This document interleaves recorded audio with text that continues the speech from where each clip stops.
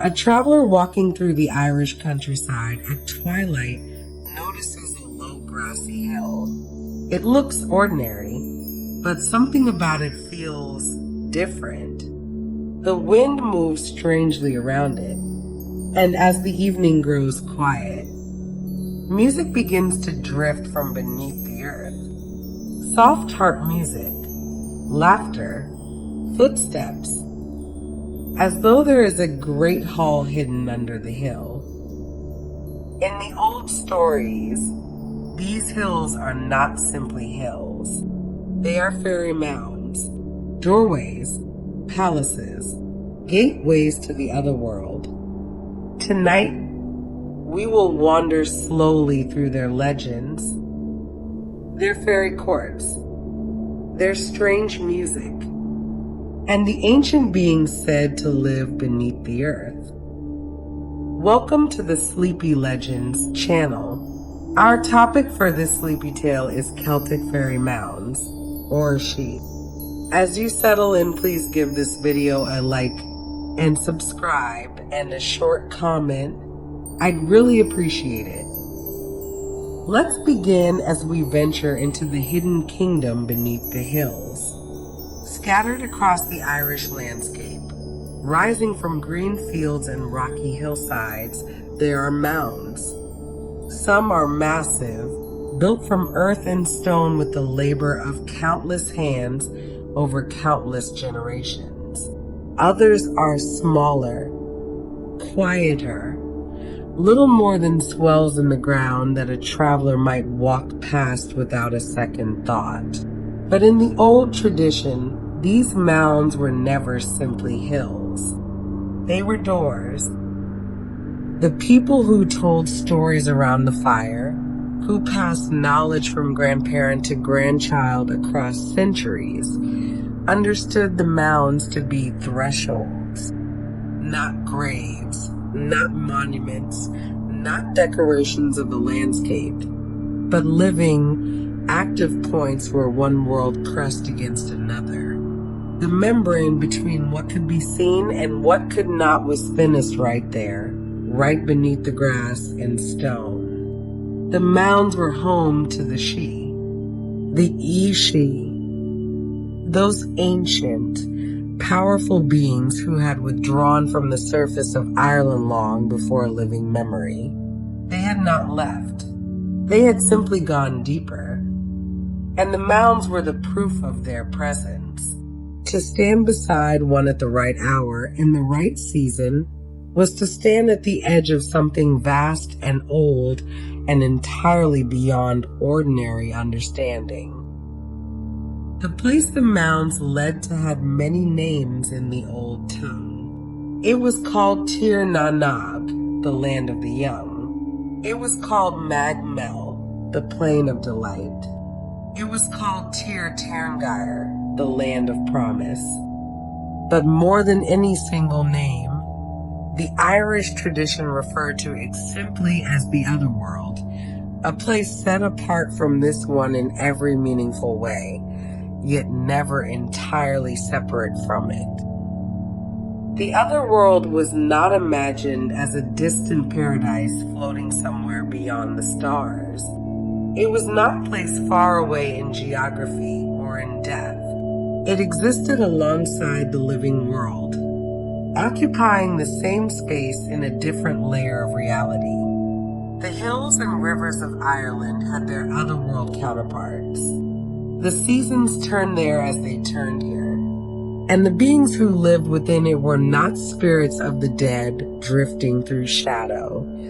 They were vital, powerful, deeply alive in ways that made ordinary human life look pale by comparison.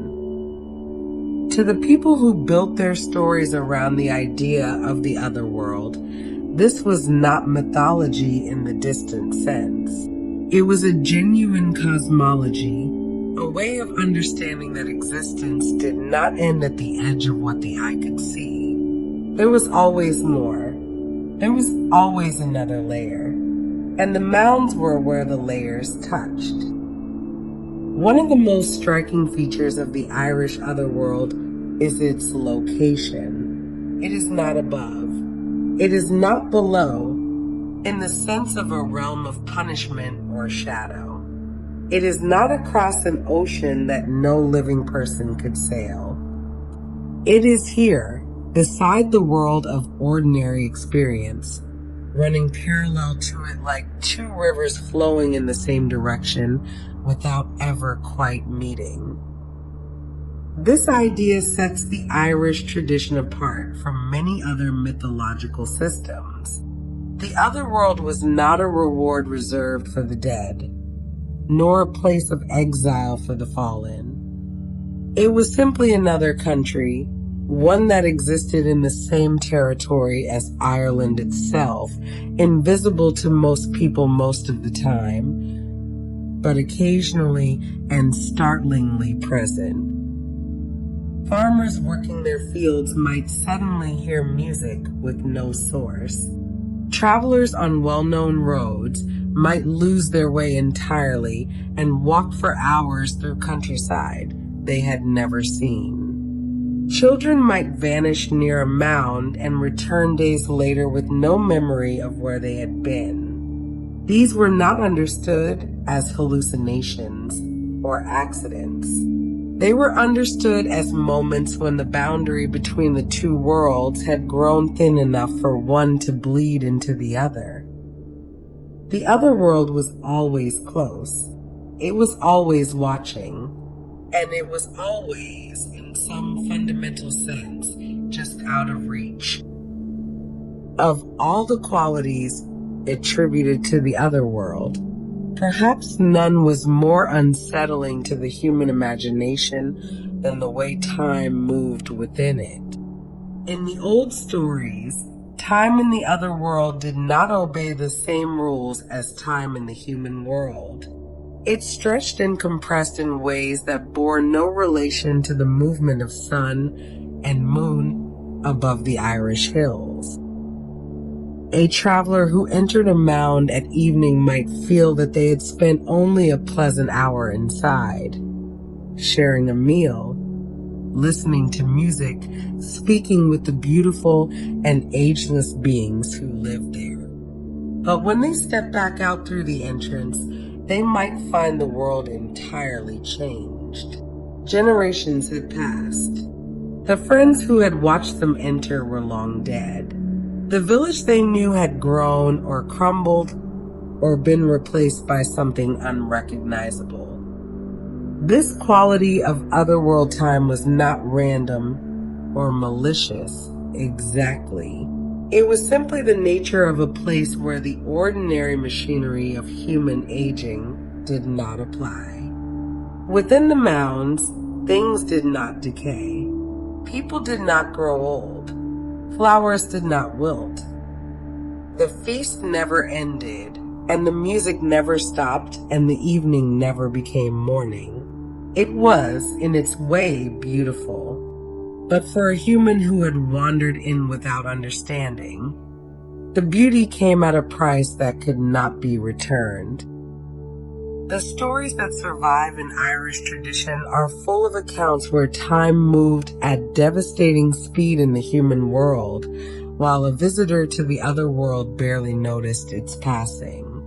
The most famous of these involve warriors, or young people drawn beneath the hills by a beautiful stranger, who spent what seemed like a single feast, a night of dancing, a brief and shining interval of pleasure, only to emerge and discover that hundreds of years had passed. The tale of Oisin is perhaps the most enduring example. He was carried to the other world by a woman named Niamh, and there he lived in joy and beauty for what felt like a few short years. When he finally longed for home and returned to Ireland, he found that 300 years had passed. Everyone he had known was gone. The world he had loved was dust. And Oisin himself, the moment his feet touched the Irish earth, aged all 300 years at once. The lesson built into these stories is not simple. It is not merely a warning to stay away from Fairy Mounds. It is something older and stranger, a meditation on the nature of time itself, on how differently it might move depending on where you stand, and on the terrible cost of living outside the flow that everything mortal depends on. The outer appearance of the Fairy Mounds gives very little away. From the outside, many of them look like natural features of the landscape, overgrown rises in the earth, covered with grass or heather, no different at first glance from any other hill.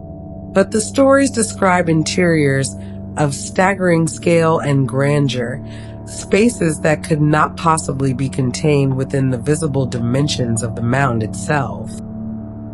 Inside, according to the tradition, were halls, not small, dim passages carved through clay and stone, but enormous, soaring spaces that stretched far beyond what any human architecture could account for. The rules of ordinary geometry did not apply within the mounds. The inside was simply larger than the outside, in the same way that the other world itself was larger than the human world that sat on top of it. These halls were described as places of tremendous beauty. The walls were smooth and glowing. The ceilings reached up into dimness. Floors were laid with materials that caught the light and threw it back in colors that had no names in human language. Galleries opened off the central hall in every direction, leading to feasting rooms and sleeping chambers and gardens that bloomed without sunlight.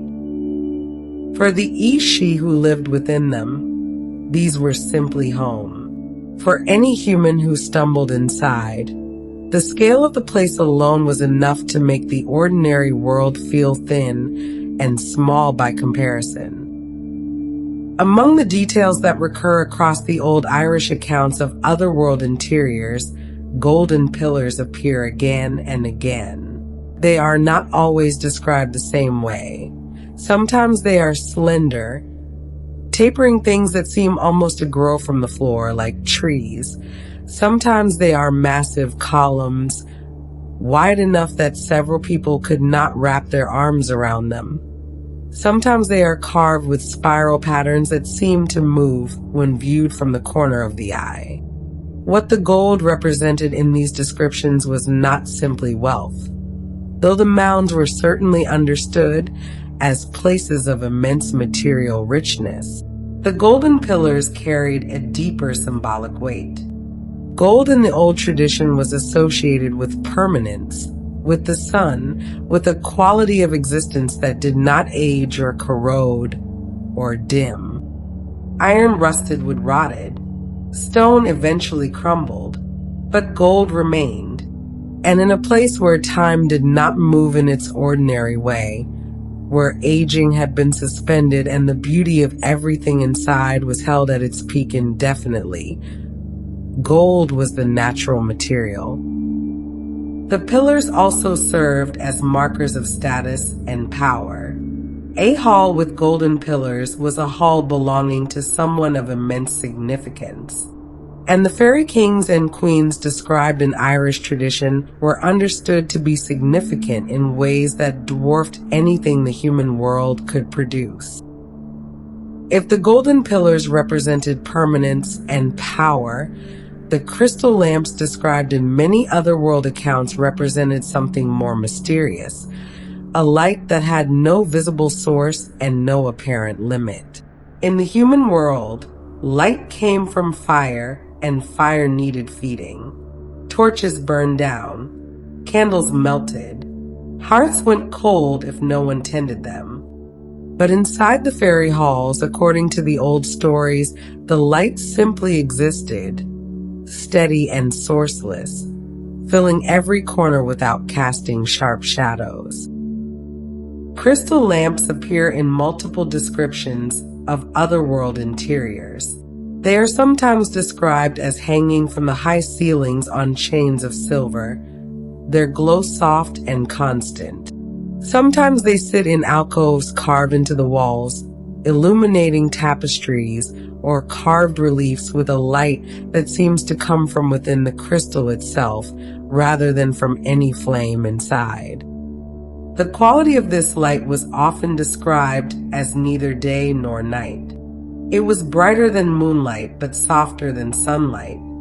It did not cause the eyes to water or the skin to feel warm. It was simply present, evenly distributed, making the entire interior of the hall feel open and clear without the harshness of direct sun. For visitors from the human world, accustomed to the unreliable flicker of firelight and the hard division between illuminated and shadow, this constant and sourceless brightness was one of the most disorienting features of the mounds. Food in the other world occupied a very particular role in the Irish tradition, and it was a role that came with serious warnings attached. The feasts held inside the Fairy Mounds were not simply described as pleasant or abundant. They were described as endless, tables covered with food that never diminished, cups that refilled without being poured, meat that was carved and yet remained whole. The abundance was understood as an expression of the other world's fundamental difference from the human world. In ordinary life, food was seasonal, uncertain, and finite. Hunger was real. Harvest failed. Winter was hard. But inside the mounds, none of those constraints applied. Whatever the table was set with, it stayed set. Whatever was eaten, there was always more. The feast simply continued, night after night, except that there was no night inside, and so the feast never needed a morning to follow it. The danger in all of this was that eating the food of the other world was understood to bind a visitor to that place. Once you had eaten at the fairy table, returning to the human world became complicated in ways that varied from story to story. Some accounts said the food made a person forget the world above. Others said it changed something in the body, that after tasting otherworld food, ordinary human meals would never satisfy again, and the person would waste away, always hungry, always longing for the table they could no longer reach. Music was at the heart of the other world as the Irish tradition understood it. Not incidental music, not background entertainment for the feast, but music that was itself one of the defining features of that realm, as fundamental to it as the golden pillars or the sourceless light. And the musicians who played it were understood to play without stopping, without resting, without ever reaching the end of a song. The instruments described were familiar enough: harps, pipes, drums, but the music they produced was not like any music heard in the human world. It was described as sweeter, deeper, and more complex than anything human hands could produce. It moved through the listener in ways that went beyond pleasure. It could stop grief in its tracks. It could make someone forget their own name. It could hold a crowd of dancers in motion for what felt like moments, but stretched across decades. The musicians themselves did not age as they played. They sat or stood in their places, fingers moving, eyes sometimes open and sometimes closed, and the centuries accumulated around them without leaving any mark.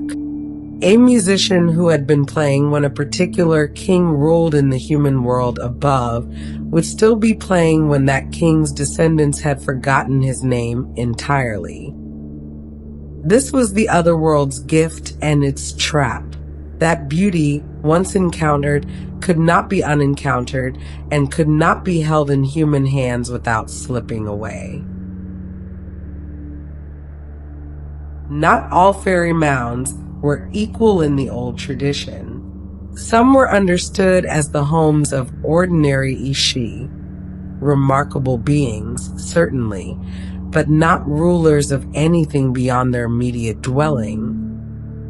Others were recognized as the seats of power for fairy kings, ancient and formidable figures who held authority over vast territories of the otherworld and whose influence could be felt, in certain ways, in the human world above. These fairy kings were not distant or inactive rulers. The stories describe them as deeply involved in the affairs of their kingdoms, holding councils, making judgments, waging occasional wars against rival otherworld factions, and sometimes reaching upward into human affairs when it suited them or when some ancient obligation demanded it. The hills beneath which they ruled were often distinguished by reputation. Certain mounds were known in local tradition as belonging to a particular king, and the people who lived nearby treated those hills with corresponding respect. Farming too close to such a mound was considered inadvisable. Building on or near one was understood as an invitation to serious misfortune. The power these kings held was not described as supernatural in a vague or general sense. It was specific, historical, rooted in their identity as the Tuatha De Danann, the divine beings who had ruled Ireland before the arrival of the Gaels, and who had retreated beneath the hills when the world above them changed. Alongside the fairy kings, the queens of the otherworld held a presence in the Irish tradition that was, in many accounts, even more vivid and more powerful. If the kings were associated with authority and judgment and the management of territory, the queens were associated with something harder to define, a kind of sovereign beauty, a court culture built around music and dance, and the celebration of a world where decay had been permanently postponed. The courts of the fairy queens were described as gatherings of extraordinary brilliance. Hundreds of dancers moved through the great halls of the mounds in patterns too complex for a human observer to follow, their feet barely seeming to touch the ground, their movements perfectly synchronized with music that swelled and shifted in response to the queen's moods. The queen herself was described in terms that the Irish tradition reserved for beings of the highest order: tall, ageless, clothed in colors that had no equivalent in the human world, her presence filling whatever space she occupied in a way that made everything else seem smaller and dimmer by comparison. Several fairy queens appear by name in the old literature. Anya was one of the most celebrated, associated with a particular hill in Munster and with qualities of love, light, and summer abundance. Her court was said to be among the most radiant of all the otherworld gatherings, a place where the light never faded and the dancing never stopped. Among the folk traditions attached to fairy mounds across Ireland, one of the most persistent was the belief that certain mounds could be seen to glow at particular times, faintly from within, as though the light of the otherworld halls below was finding its way up through the earth and stone and grass that covered the entrance. This glow was not described as dramatic or obvious. It was not a beacon. It was subtle enough that a person not paying close attention, or not already aware of what to look for, might easily mistake it for a trick of moonlight on wet grass or the reflection of stars in a puddle. But those who knew the mounds and watched them across seasons reported a luminescence that had no natural explanation. The times when the glow was most visible were significant in themselves. Samhain, the boundary feast at the end of October, was the occasion most consistently associated with the mounds becoming active and visible in this way. But certain mounds were reported to glow at other times as well, around midsummer, or when a particular fairy king was said to be holding court, or when a significant event in the other world was underway. The glow was understood as neither an invitation nor a warning, exactly. It was simply evidence of presence. The other world was active beneath that hill. Something was happening down there. Whether a passing traveler chose to draw closer or to take the long way around was entirely their own decision. In contrast to the mounds that glowed and occasionally let their music drift upward into the night air, there were those that gave nothing away at all. No light, no sound, no sensation of warmth or energy or presence. They sat in the landscape like stones, utterly still, utterly quiet, offering nothing to the senses of anyone who stood beside them. These silent mounds were, in some ways, considered more unsettling than those that showed signs of activity. With an active mound, there was at least information. You could orient yourself in relation to it. But the silent mounds were unreadable. They gave no indication of whether they were empty or simply concealing something that had chosen not to be detected. The tradition around silent mounds varied from region to region. Some were understood as dormant, places whose Ishi inhabitants had withdrawn deeper into the other world, or had moved on, leaving the mound as a kind of abandoned dwelling. Others were said to be occupied by beings of particular power who had no need to announce themselves, whose silence was itself a form of statement. Local people who lived near a silent mound often reported a particular quality of stillness in its vicinity, birdsong that stopped abruptly, animals that refused to graze on the slope, a quality of air that felt heavier or more charged than the surrounding landscape.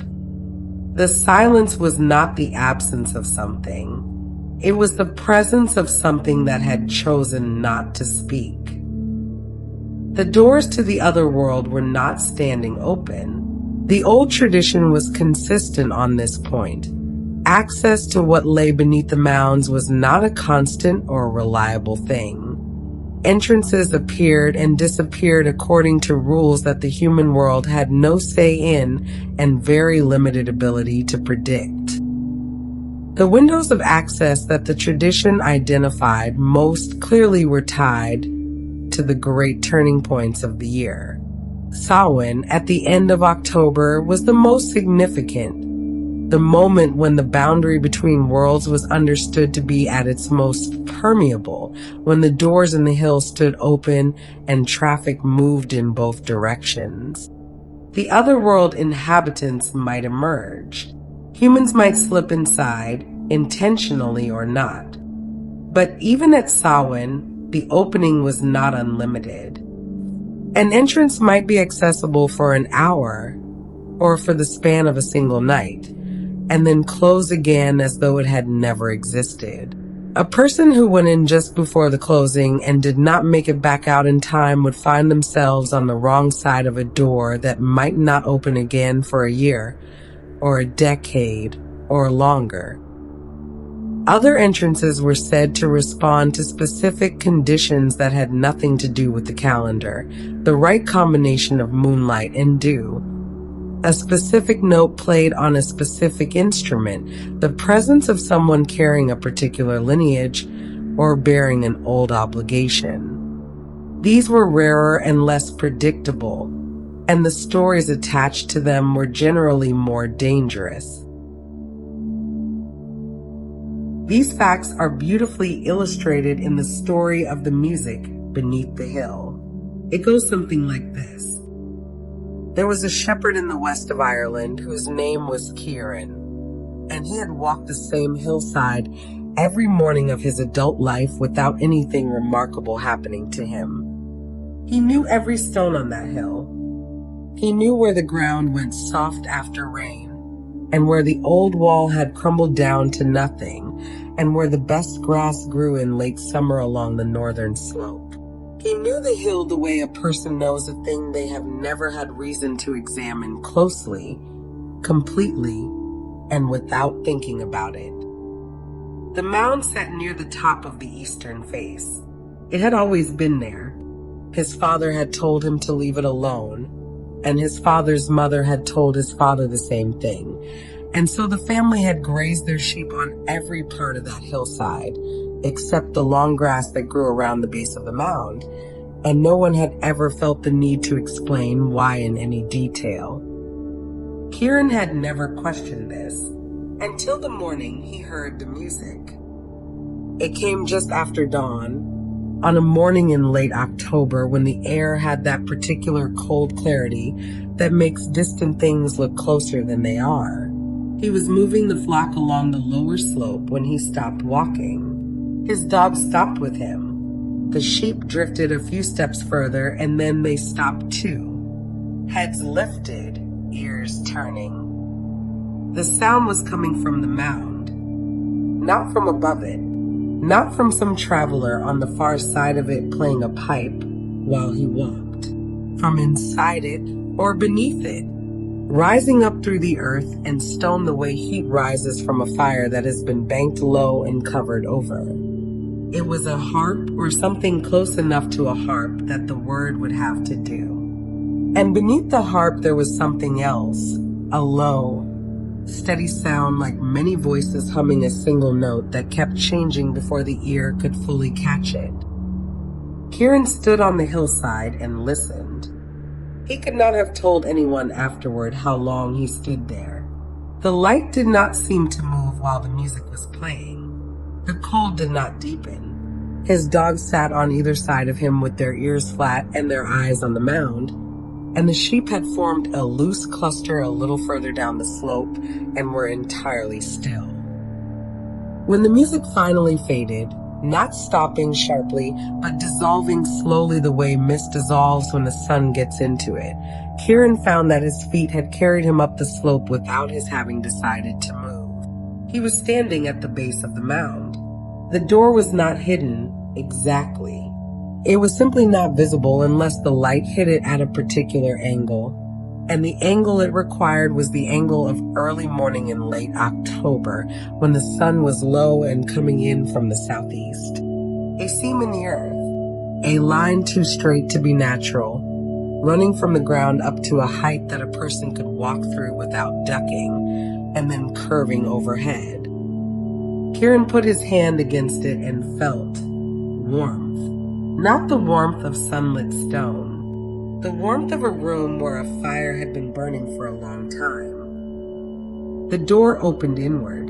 The light that came through it was not the cold morning light of the hillside. It was the color of late afternoon in summer, golden and unhurried, and it fell across the wet grass at Kieran's feet and made the dew shine like scattered metal. From somewhere inside, the music began again. He did not go in. This is the part of the story that people always find surprising, that a man who had walked to the door and felt its warmth and seen its light and heard the music from the other side of it simply stood there for a long moment and then stepped back and watched the door swing slowly closed again until the seam disappeared and there was only the grassy side of the mound in the morning light. He could not explain afterward why he had not entered. He said only that standing at the threshold, with the music wrapping around him like warm water, he had understood something that he could not put into words. That the door had not opened for him specifically, that the music had not been an invitation, that what lay beyond that entrance was not a thing that could be visited and returned from without cost. He gathered his dogs. He called the sheep back into line. He walked down off the hill and he did not look back. But for the rest of his life, on mornings in late October, he would stop on the lower slope and stand very still, listening. And once or twice, just at dawn, he thought he could hear it, faint and sourceless and impossibly beautiful, rising up through the cold ground of the hill he had always known, from somewhere very far beneath. The Ishi were understood as a people. They had kings and queens, hierarchies and territories, disputes and alliances. They had crafts and arts. They had history stretching back further than any human genealogy could reach. Calling them simply fairies in the lightweight modern sense of the word loses almost everything important about them. They were ancient, they were powerful, and they were the inheritors of a tradition that predated every human settlement in Ireland by an interval too long to measure. The Sidhe were not a separate creation from the rest of Irish mythological tradition. They had an origin, a lineage, a history that connected them to the earliest layers of the old stories. That lineage ran directly back to the Tuatha De Danann, the divine tribe, the people of the goddess Danu, the beings who had ruled Ireland in the age before human memory began. The connection between the Tuatha De Danann and the Sidhe is sometimes described as a transformation, the great divine race diminishing over time into something smaller and more hidden, retreating from the broad daylight of myth into the quiet dark beneath the hills. But the old sources are careful to preserve the continuity. The Sidhe are not lesser beings who merely resemble the Tuatha De Danann. They are the Tuatha De Danann, changed by circumstance and time, but carrying the same ancient power and the same deep roots in the Irish land. Whatever the Tuatha De Danann were, gods, divine ancestors, euhemerized memories of an earlier people. The tradition that preserved their stories was unanimous on one point. They were beings of extraordinary power. Not power in the simple sense of physical strength, though that was part of it.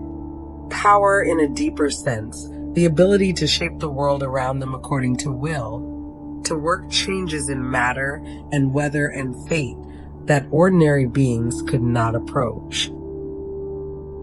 This power was not random or chaotic. It was skilled, learned, practiced. The Tuatha De Danann had arts and disciplines that had been developed over ages. Their magic was not a crude force, but a refined one, something closer to a profound and comprehensive understanding of how the world was built, combined with the ability to reach into that building and rearrange it. They were craftsmen of reality in a way that made ordinary human craft look like work done in the dark. The old texts that preserve the mythology of the Tuatha De Danann described their arrival in Ireland as a dramatic and deliberate event. They did not simply appear or emerge from the earth. They came from somewhere, from cities in the northern world, from islands at the edge of the known map, from places associated with learning and power and the deep cultivation of magical arts. The manner of their arrival was itself a statement of who they were. Some accounts say they came in ships. Others say the ships were burned on landing. A gesture of absolute commitment, a declaration that there was no return to wherever they had come from. Still other accounts say they arrived not by sea at all, but in a cloud, descending onto the mountains of Ireland in a darkness that lasted 3 days before the light returned.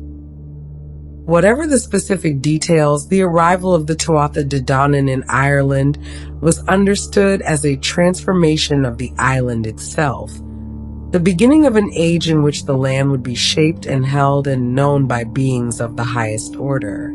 The Tuatha De Danann did not live in the bare landscape. They built, or they summoned into being, or they caused to exist through means the old texts do not fully explain. Cities and halls and places of gathering that were described as shining with a light and beauty that exceeded anything the natural world could produce on its own. These cities are not described in great architectural detail in the surviving sources, but the impression they leave is consistent.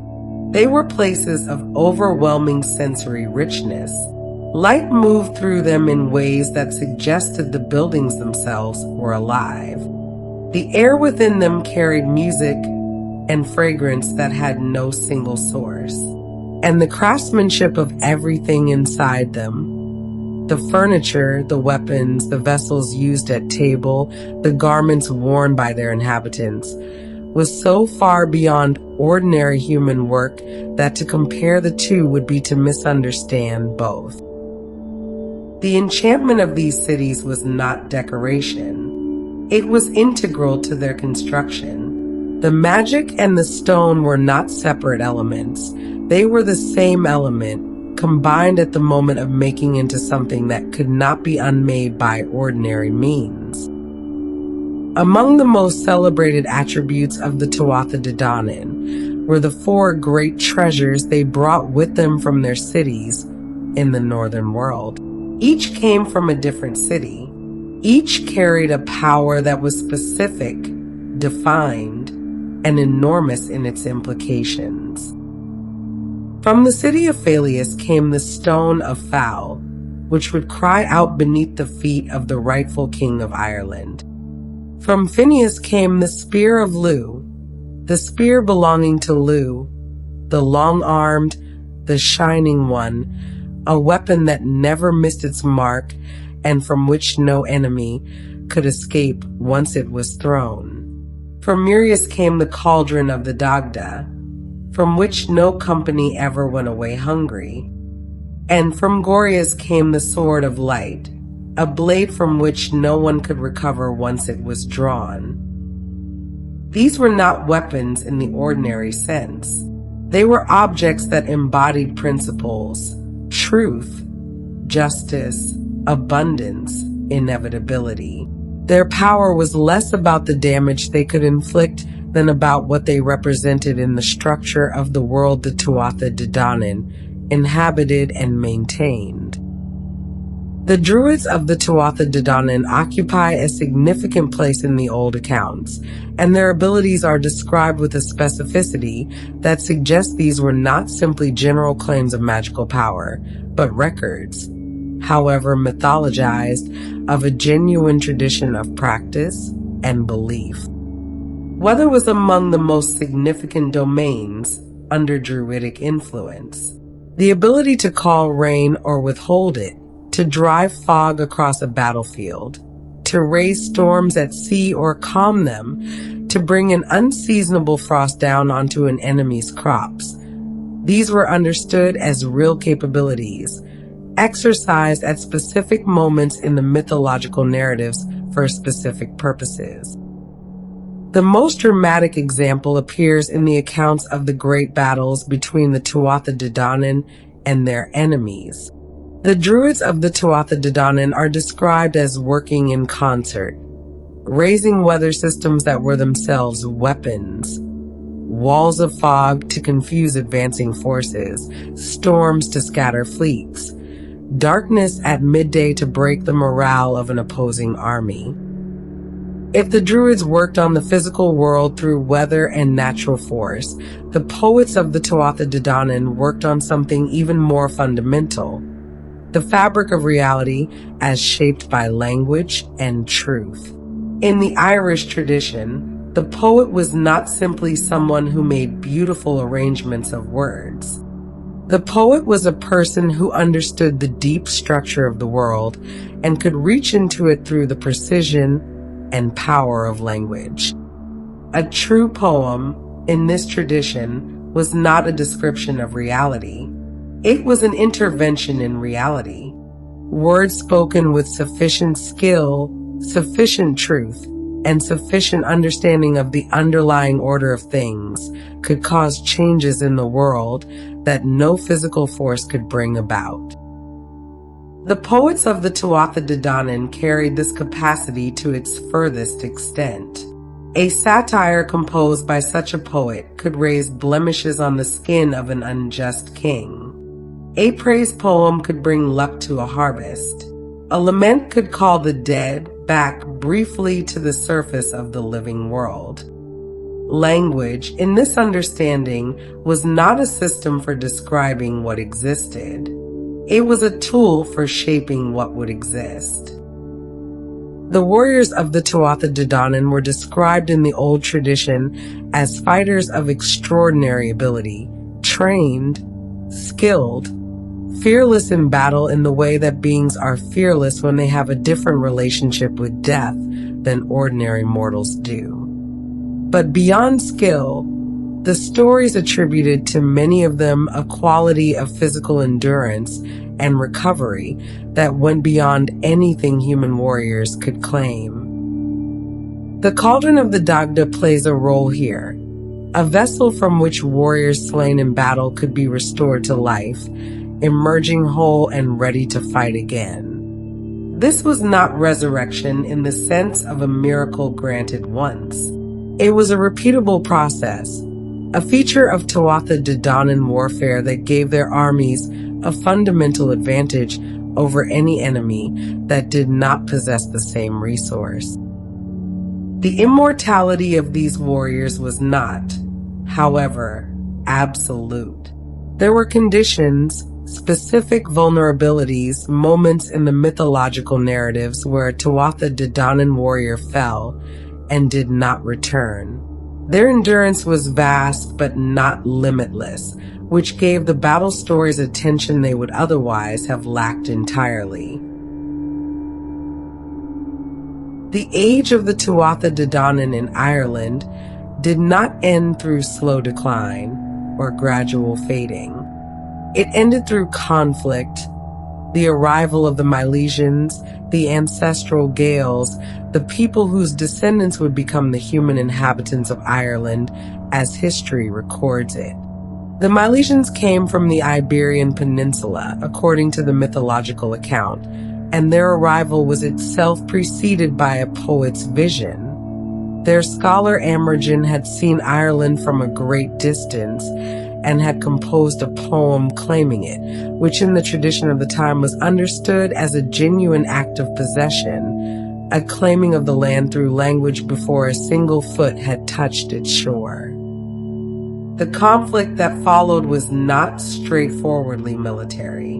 There were negotiations, tricks, a famous agreement in which the Tuatha De Danann withdrew beneath the surface of the earth and ceded the upper world to the newcomers. The division that resulted was geographic and cosmic at once. The world above for the Milesians, the world below for the Tuatha De Danann. Two peoples sharing one island, separated by the depth of a hillside. The agreement that ended the conflict between the Tuatha De Danann and the Milesians established the terms under which Ireland would be governed from that point forward. The Milesians took the surface, the fields and rivers and coastlines, the seasonal rhythms of planting and harvest, the daylight world in its entirety. The Tuatha De Danann took everything beneath. This was not understood in the tradition as a defeat, exactly, or not only as a defeat. The Tuatha De Danann had not been destroyed. They had not been driven away. They had withdrawn deliberately and on negotiated terms into a realm that in many ways exceeded the surface world in richness and beauty and permanence. What they surrendered was exposure. What they retained was everything else. Human kingship in Ireland after this point was understood to exist in relationship to the Tuatha De Danann beneath the earth, not in opposition to them. The land's fertility, the legitimacy of its rulers, the success of its harvests, all of these were understood to depend in part on maintaining a right relationship with the beings who had claimed the island first and who still held its deeper layers. The withdrawal of the Tuatha De Danann beneath the surface of Ireland is described in some accounts as a gradual process, and in others as a deliberate and organized act, a migration downward into a realm that had been prepared for their arrival, or that existed naturally as the counterpart to the surface world. The Dagda, one of the great figures of the Tuatha De Danann, was said to have overseen the distribution of the Sidhe among his people, assigning each clan or faction a particular mound, a particular territory beneath the earth, a particular place from which they would maintain their connection to the Irish landscape above them. This distribution was not random. Specific mounds were associated with specific beings, hills that bore the names of the Tuatha De Danann figures connected to them, or that were known in local tradition as belonging to a particular divine family. The landscape of Ireland became, in this understanding, a kind of map of the invisible world beneath it, surface features marking the locations of an entire civilization that had gone underground without going away. The great shining cities of the Tuatha De Danann, those places of enchanted light and extraordinary craftsmanship, did not disappear when their inhabitants withdrew beneath the earth. They persisted, transformed. The cities became the mounds, or the mounds became the outer visible expression of cities that continue to exist in the otherworld layer of reality beneath the Irish landscape. This is why the mounds were understood to contain interiors of impossible scale, vast halls, golden pillars, sourceless light, endless feasting. These were not small underground chambers. They were the remains, or the continuation, of a civilization that had simply moved the location of its existence from the surface to the depth. The most significant of the ancient passage mounds, Brúna Boine on the Boyne, Knoweth, Doweth, were understood in this context not merely as burial monuments, but as the visible tips of something enormous and ongoing. What the eye could see was the entrance. What lay beyond the entrance was a world. The withdrawal of the Tuatha De Danann beneath the earth did not diminish their power. The old tradition is clear on this point. The Ishi who inhabited the mounds were not weakened remnants of a greater race. They were that greater race, intact, continuing to practice the arts and maintain the civilization they had built across the long ages of their presence in Ireland. Their hiddenness was a choice, not a condition imposed on them. They could emerge. They did emerge at specific times and under specific circumstances. Their influence on the human world above continued to be felt in ways both subtle and dramatic. Crops failed or flourished in response to whether the relationship between the human farmers and the otherworld inhabitants of the local mound was harmonious or disrupted. Weather turned at moments that coincided with otherworld events. Kings who neglected their obligations to the old powers found their reigns marked by misfortune. The power of the Tuatha De Danann flowed upward through the earth the way water flows through stone, slowly, invisibly, and with a persistence that no surface event could permanently interrupt. The boundary between the world of the Ishi and the world of ordinary human experience was never perfectly sealed. The tradition that preserved the stories of the Tuatha De Danann was also full of accounts of those same beings moving through the human world, not as obvious supernatural apparitions, but as figures who might be encountered on a road, at a market, at the edge of a field, and who appeared at first glance to be simply people.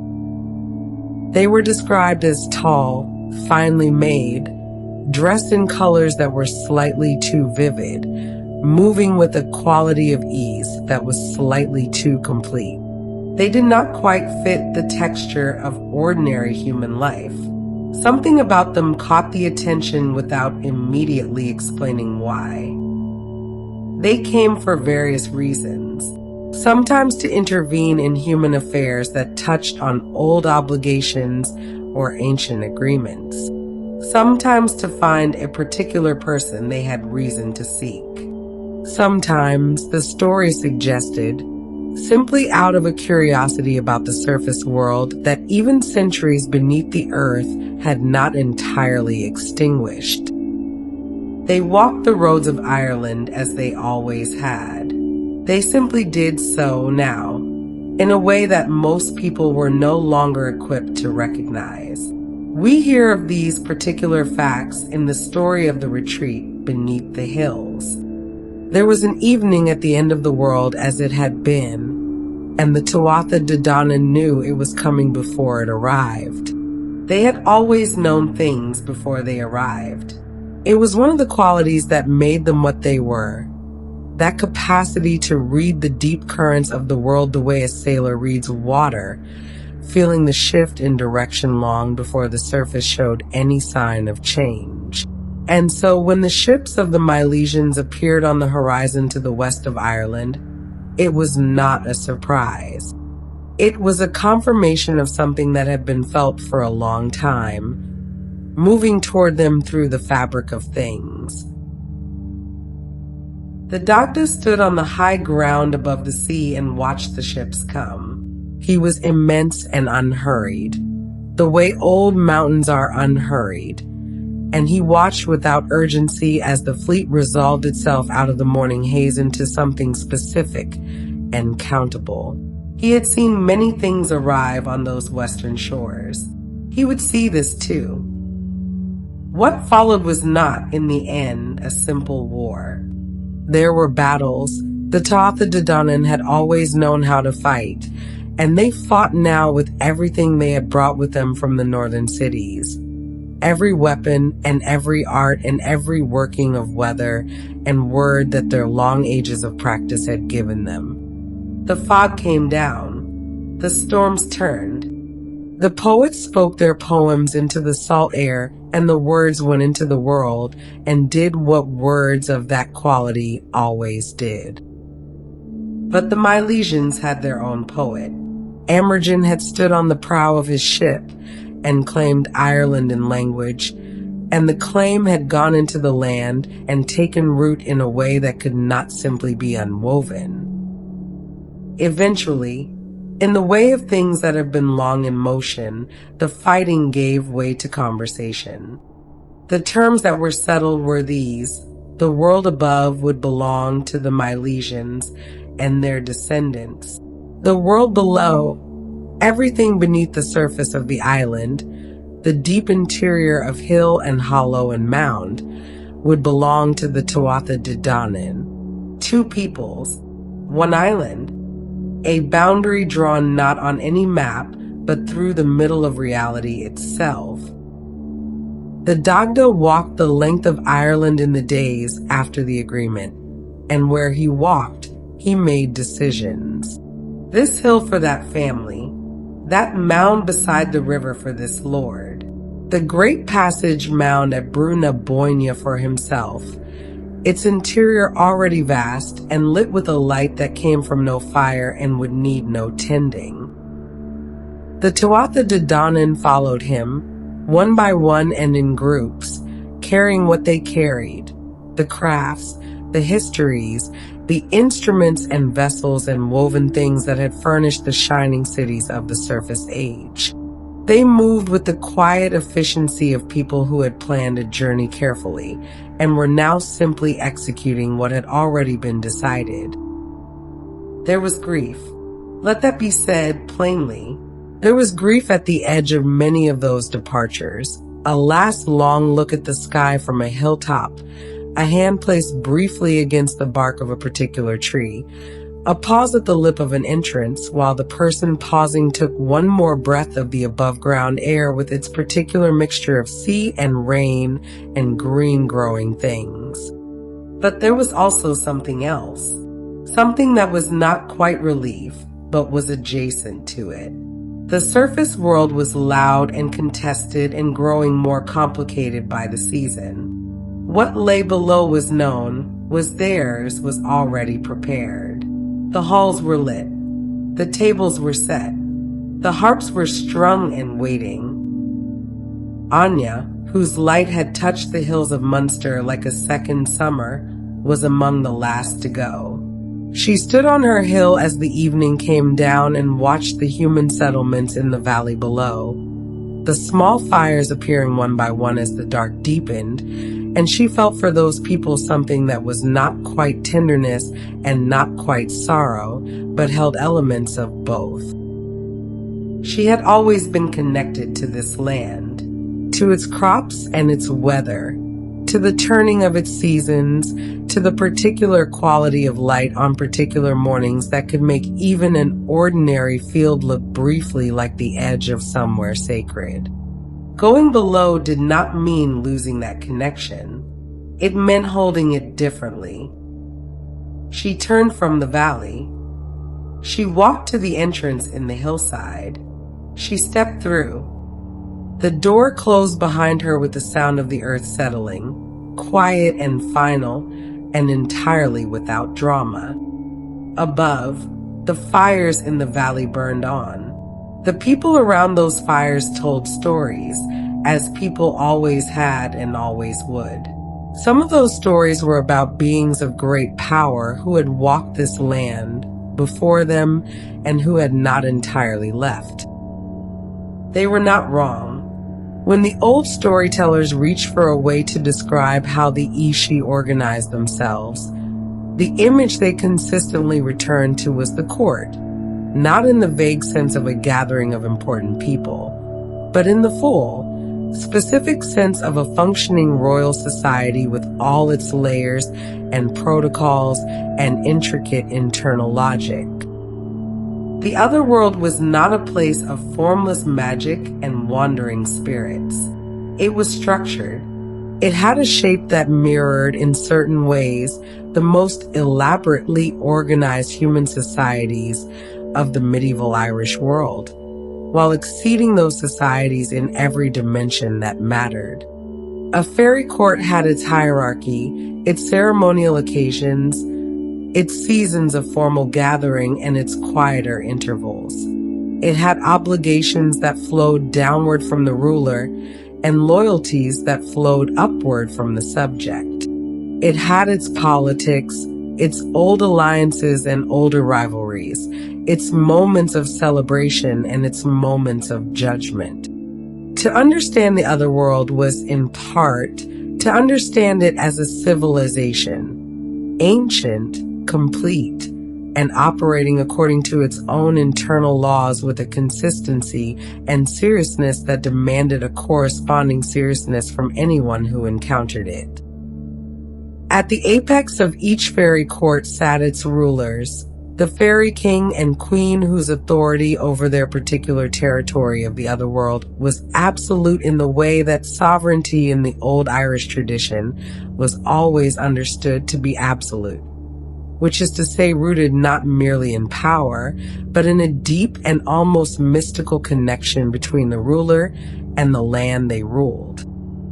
Fairy kings in the tradition were not simply powerful individuals. They were expressions of the land's own nature, its strength, its capacity for both generosity and severity, its long memory. A king whose character was misaligned with the land he governed would find that misalignment reflected in the world around him, in failed harvests and disrupted weather, and a general sense of wrongness that no political solution could address.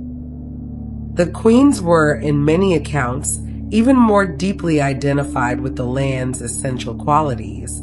Their sovereignty was personal and elemental at once. Their favor brought abundance. Their displeasure brought consequences that moved through the world slowly, but with a thoroughness that no human power could deflect. They were rulers in the full old sense of the word, which meant they were, in some fundamental way, the same thing as what they ruled.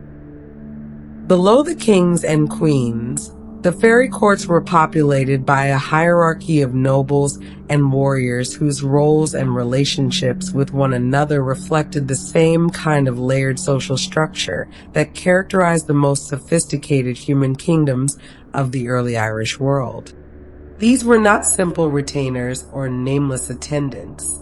They were individuals with their own histories, their own territories within the broader otherworld geography, their own pride, and their own obligations.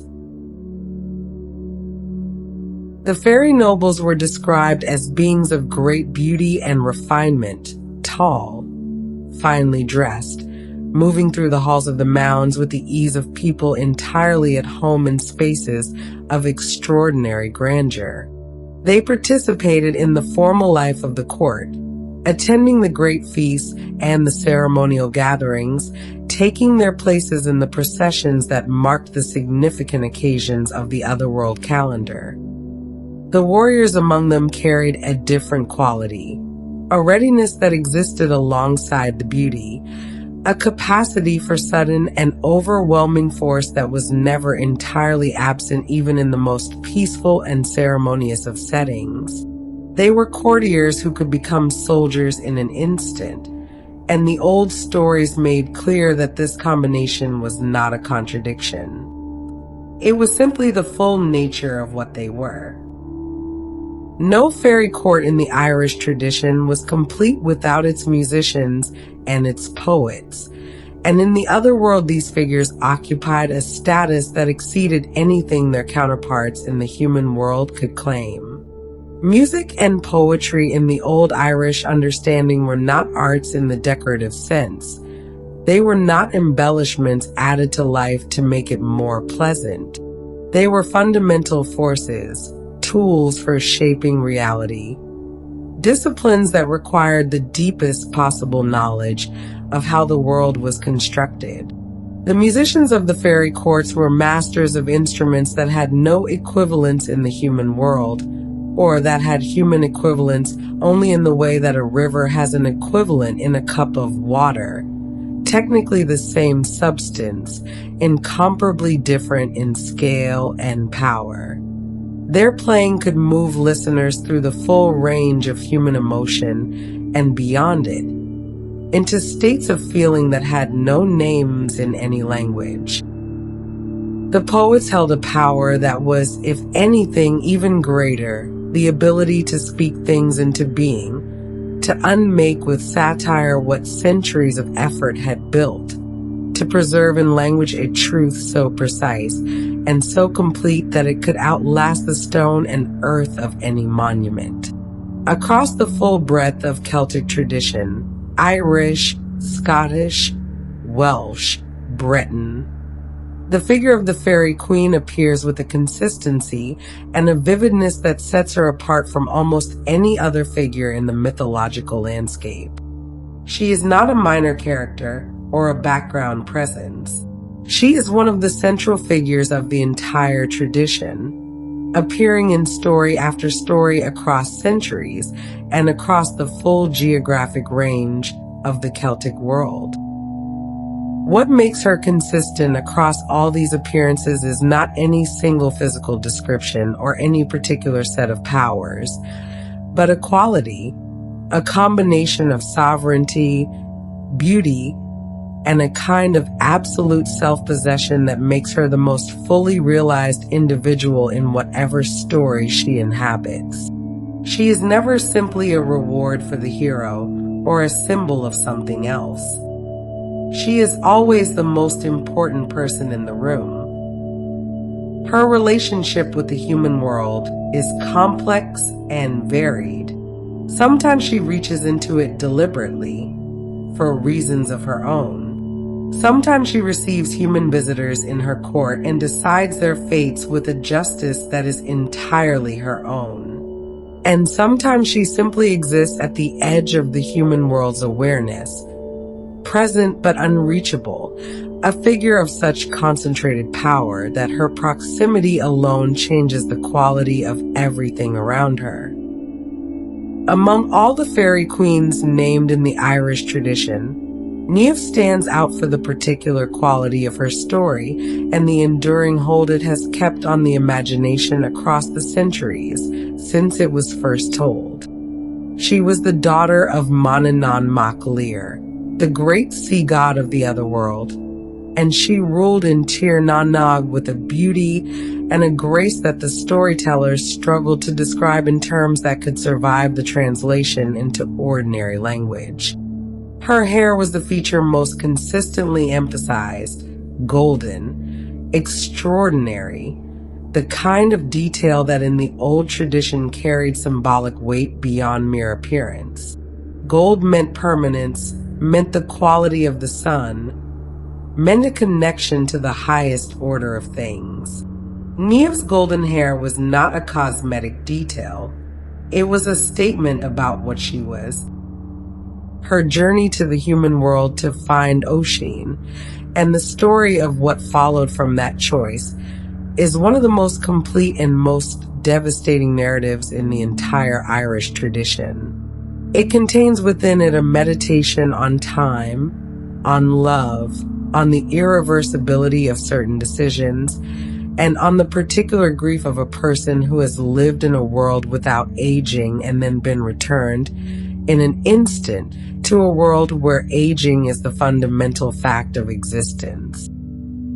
Anya is one of the oldest figures in Irish mythology, and her presence in the tradition runs deeper and wider than any single story about her can capture. She was associated with the hill of Knockcaney in County Limerick, a place that bore her name and where her presence was felt most strongly, but her influence extended across the whole of Munster and beyond, touching the land's fertility, its seasons, and the quality of love and desire that moved through the human world in the warmest months of the year. She was a fairy queen, but she was also something older than that category can fully contain, a figure who existed at the intersection of the divine and the natural, whose sovereignty was expressed through the turning of the seasons as much as through any court or hall. When summer came fully into the Irish landscape, when the light lasted long into the evening and the fields were green and heavy, that was understood as Anya's presence moving through the land. Her court was described as the most radiant of all the otherworld gatherings, a place where the light was always at the quality of a perfect summer afternoon, where the music carried the warmth of that season in its very sound, and where the dancing never reached the point of exhaustion because the joy that drove it was as renewable as the season itself.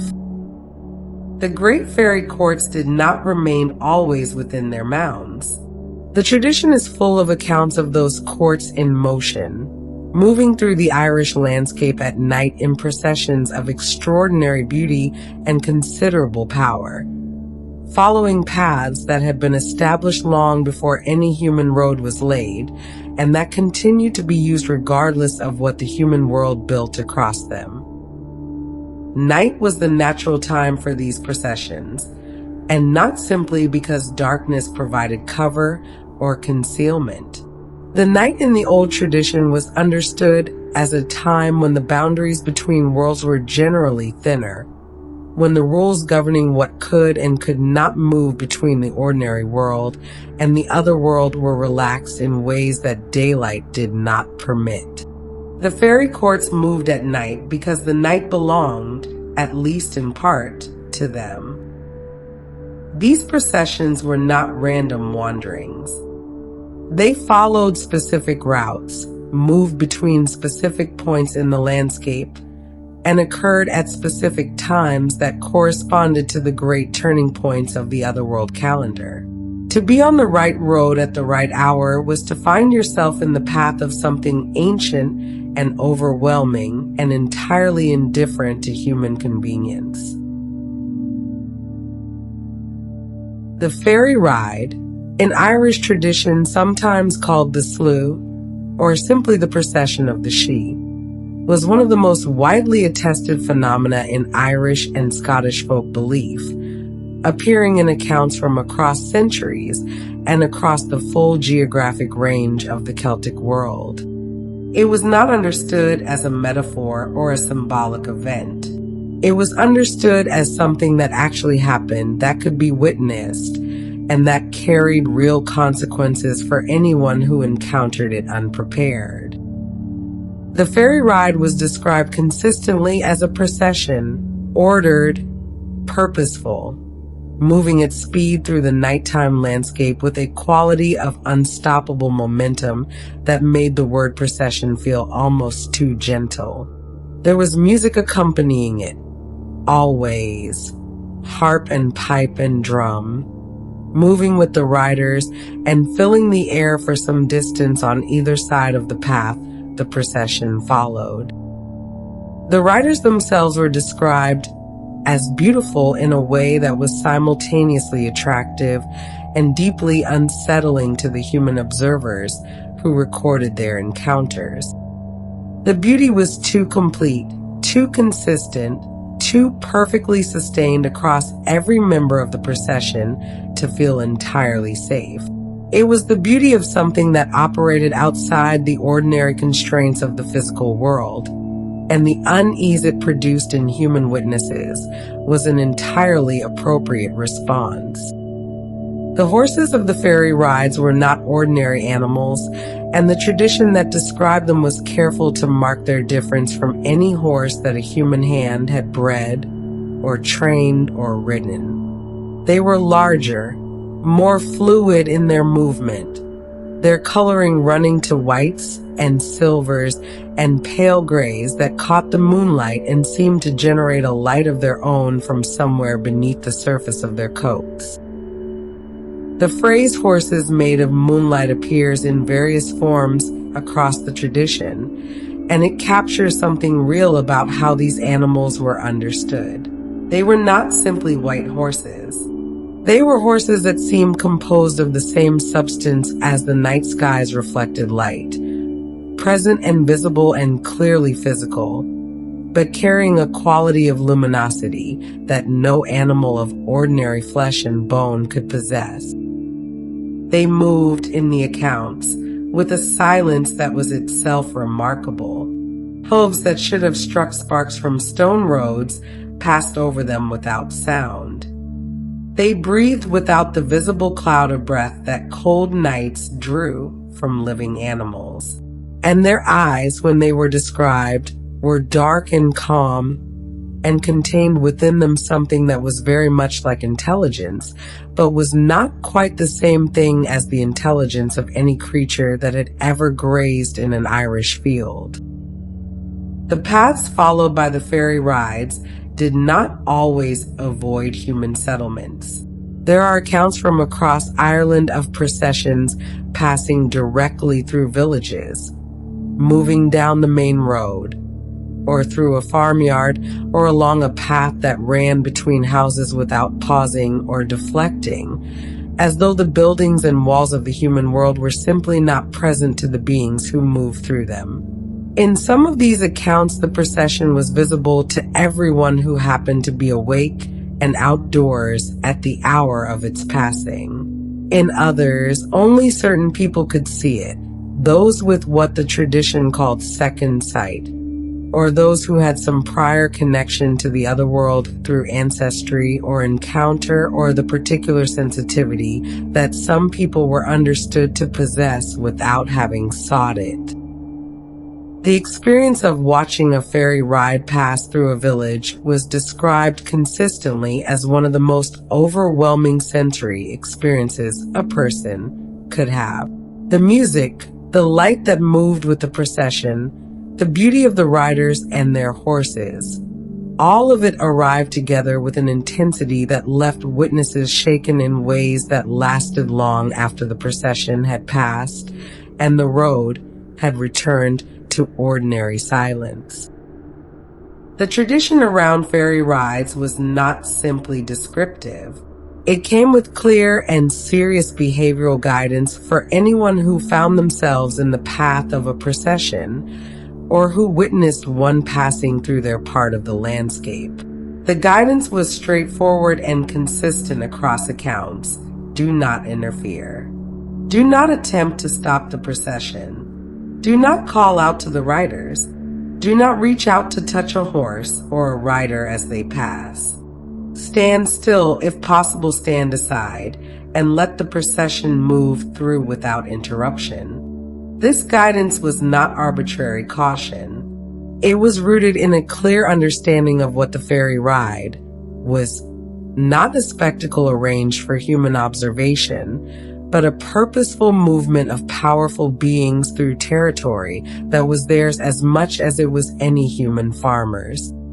To interfere was to insert yourself into something you had not been invited into, to interrupt a purpose you could not fully understand, and to draw attention to yourself from beings whose attention carried consequences. The stories that illustrated what happened when someone did interfere were not gentle. They described confusion, sudden illness, loss of the ability to find a familiar road, months-long periods of what the tradition called being away.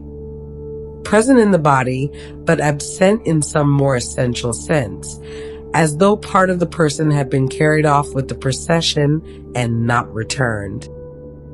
Not all human encounters with the fairy courts were unwanted or dangerous. The tradition also preserved accounts of people who were invited, genuinely and deliberately invited, with all the formality that the word implies, to enter the other world and join the great feasts held in the halls of the mounds. These invitations came in various forms. Sometimes a figure appeared on a road or at the edge of a field and extended a direct invitation in words. Sometimes the invitation was conveyed through a dream or through the arrival of a particular object, a branch of silver with golden apples, a detail that appears in multiple accounts as a sign that an otherworld being had chosen to extend hospitality toward a specific human. The feasts themselves, for those who accepted the invitation and entered the mounds, were described in terms that exhausted the capacity of ordinary language to convey abundance and beauty. Tables that extended beyond sight, food of every kind, replenished before it could be diminished, music that moved through the hall like weather, and the company of the Ishi themselves, brilliant, ageless, attentive to their guests with a courtesy that was entirely genuine and entirely unlike anything the human world's best hospitality could produce. Against the relative gentleness of the formal invitation, the tradition placed a much darker category of human encounter with the fairy courts, the taking. Not an invitation, not a negotiation, not even a direct confrontation. Simply an absence. A person who had been present was no longer present, and no ordinary explanation covered what had happened. The taken were most often described as people who had been in the vicinity of a fairy mound at a significant time, or who had committed some act, deliberate or accidental, that had drawn the attention of the otherworld inhabitants in an unfavorable way. But the tradition was honest about the fact that the taking was not always explicable in these terms. Sometimes people were taken for reasons that the human world never learned. The other world had its own purposes, and those purposes did not require human understanding or consent. The grief of the families left behind by a taking was understood as a specific kind of grief, different from the grief of ordinary death, because it was accompanied by uncertainty. The taken person was not dead in the tradition's understanding. They were elsewhere. The door between elsewhere and here was simply closed, and no human effort could force it open.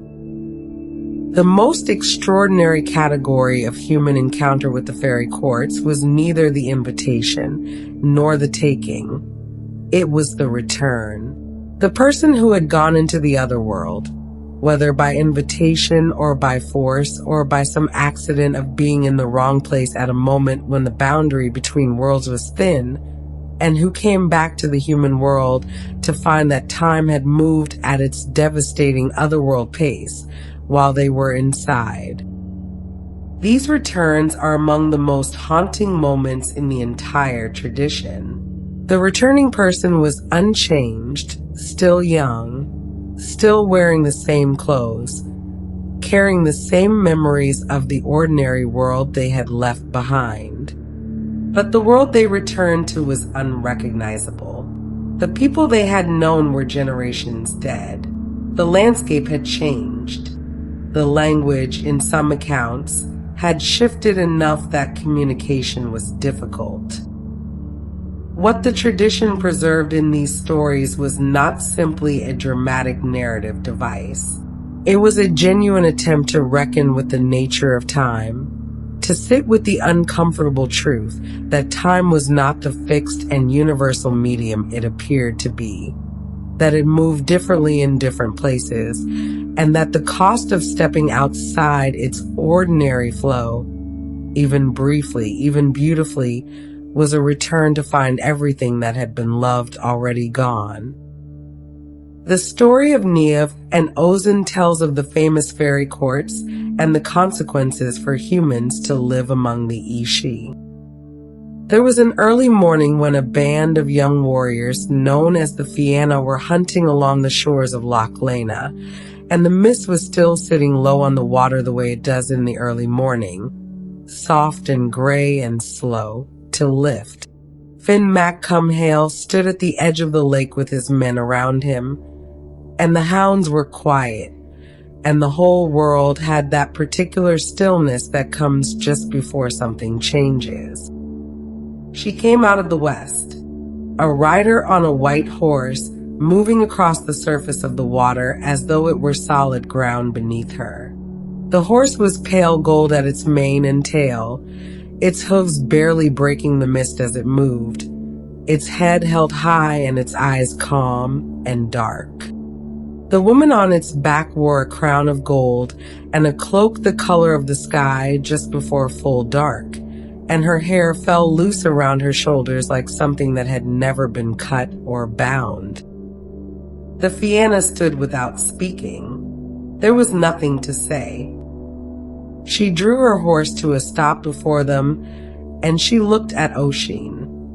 Only at Oisin, the way a person looks at something they have already decided on. Her name, she told them, was Niamh, and she had come from the land her father ruled, a land whose name was Tir na Nog, the land of the young. She had heard of Oisin across a distance that had no measure in ordinary miles, and she had come to ask him to return with her. Oisin was the son of Finn, a poet and a warrior both, and he was not easily moved. But he looked at Niamh and he looked at the golden horse waiting on the still water, and something in him shifted like a door opening inward. He said yes. He embraced his father. He embraced his companions. And then he climbed up behind Niamh on the great horse, and the animal turned, and they rode westward across the water and into the mist, and the Fianna watched until there was nothing left to watch. The journey was long, and it was not long. The horse moved through air and water equally, through light that changed colors slowly, through passages in the world that had no names in any human language. Islands appeared and disappeared on either side of them. One where a fawn ran pursued by a white hound with red ears, one where a young woman held a golden apple, one where a great horn hung from a tree branch, turning slowly in a wind that Oisin could not feel. And then the mist parted, and the land was there. Tir na Nog lay across the water like something placed with care, green hills rolling gently back from a silver shore, trees heavy with fruit and blossom at the same time, the air carrying the sound of water, and beneath that, the faint thread of music from somewhere far inside the land. The light was the color of late afternoon, and it stayed that way. It did not deepen toward evening. It simply remained warm and even, falling softly across everything it touched. Niamh's father welcomed Oisin with a feast that lasted what felt like 3 days. The halls were bright with the kind of light that had no source a person could point to. The food was beyond any description that would survive the journey back into ordinary language. And the music, The music moved through the room like something living, wrapping around each person present and holding them gently in place. Oisin was happy. For a long time, he was entirely and uncomplicated happy. But happiness in the old stories is never without its undertow, and eventually, quietly, Oisin began to long for Ireland. Not desperately, not with grief, just with the low, persistent ache that a person feels for the place they first learned what the world was. He wanted to see the hills. He wanted to hear his own language spoken in his father's voice. Niamh gave him her horse.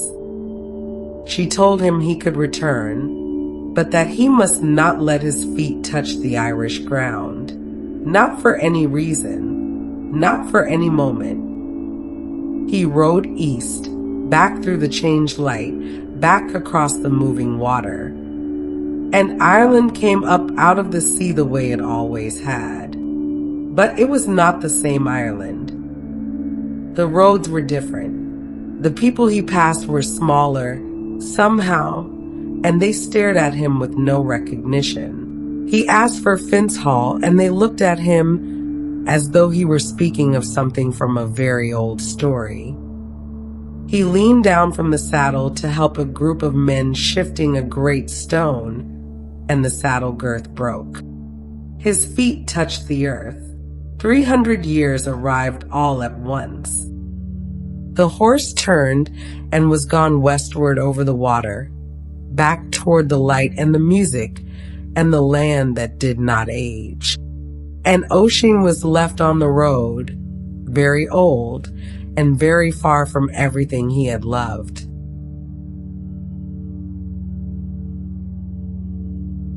The Fairy Mounds were not accessible at all times and under all conditions. The old tradition was consistent on this point. The doors in the hillsides, the thresholds between the ordinary world and the other world beneath it, operated according to a calendar that had nothing to do with human convenience and everything to do with the deep rhythms of the year as the old Irish understanding mapped them. There were nights when the mounds were simply closed, as sealed and impenetrable as any ordinary hill of earth and stone. And there were other nights when the doors stood open and the boundary between worlds became something that could be crossed in either direction. These openings were not random. They were predictable, at least in their general timing, to anyone who had been taught the old knowledge.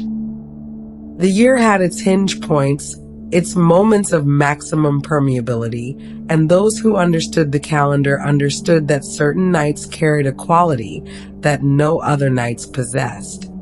A quality of openness, of possibility, of the world being briefly arranged in a configuration that allowed what was normally impossible to become, for a few hours, entirely real. Of all the nights when the mounds were understood to open, Samhain stood apart.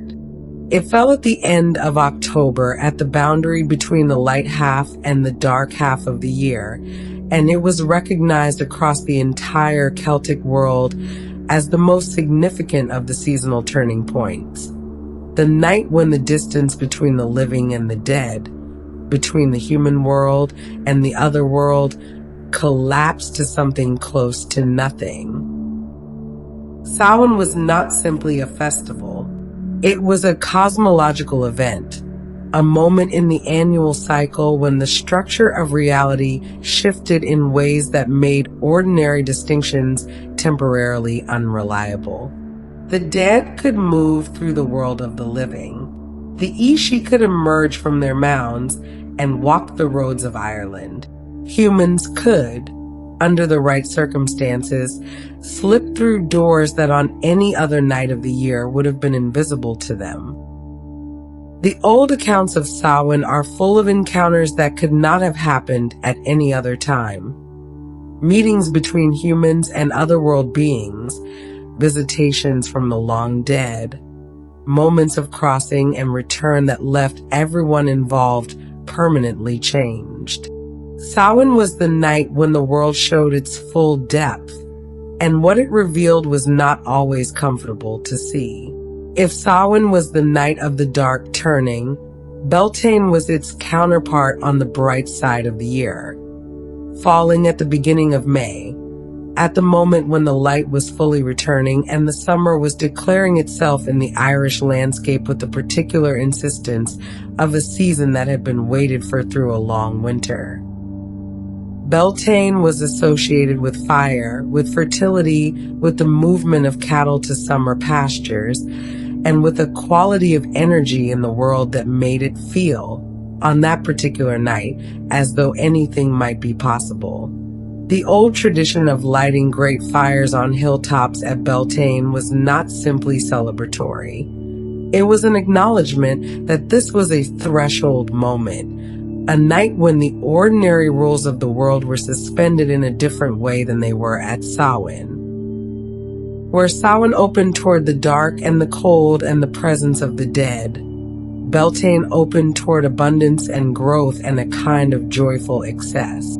The fairy activity associated with Beltane was correspondingly different in character, less solemn, more celebratory, more likely to involve music and dancing and the kind of encounters with the other world that left humans exhilarated rather than frightened, though no less transformed. The festivals of the old Irish calendar were not arbitrary occasions chosen for celebration because nothing better presented itself. They were precise markers of moments in the year when the relationship between the human world and the forces that governed it underwent significant change. Moments when the balance tipped, when one quality of the year gave way to another, and when the appropriate human response was to acknowledge that shift through ritual and gathering and a conscious attention to what was happening in the world around and beneath them. The four great festivals, Samhain, Imbolc, Beltane, and Lunasa, divided the year into quarters that each had their own character, their own associations, and their own relationship to the other world. Samhain and Beltane were the most charged of these, the moments of greatest permeability between worlds, but all four carried some quality of threshold, some sense of standing at the edge of a change that was larger than any individual human life. To live by this calendar was to live with a constant awareness that the year was not simply a neutral container for events, but a living structure with its own rhythms and pressures and moments of particular significance. The Fairy Mounds responded to that structure. On the threshold nights, they opened. On ordinary nights, they were still. The phrase "the veil between worlds" is one of the most enduring in the entire tradition surrounding Fairy Mounds and the other world, and its persistence across centuries of storytelling and folk belief suggests that it was capturing something that felt genuinely true to the people who used it. Not a poetic decoration, but an accurate description of a quality of experience that certain nights reliably produced. The veil was understood as something like a membrane, not a solid barrier, but a permeable boundary that under ordinary conditions kept the two worlds sufficiently separate that most people, most of the time, could move through their daily lives without encountering anything from the other side. The membrane was always there.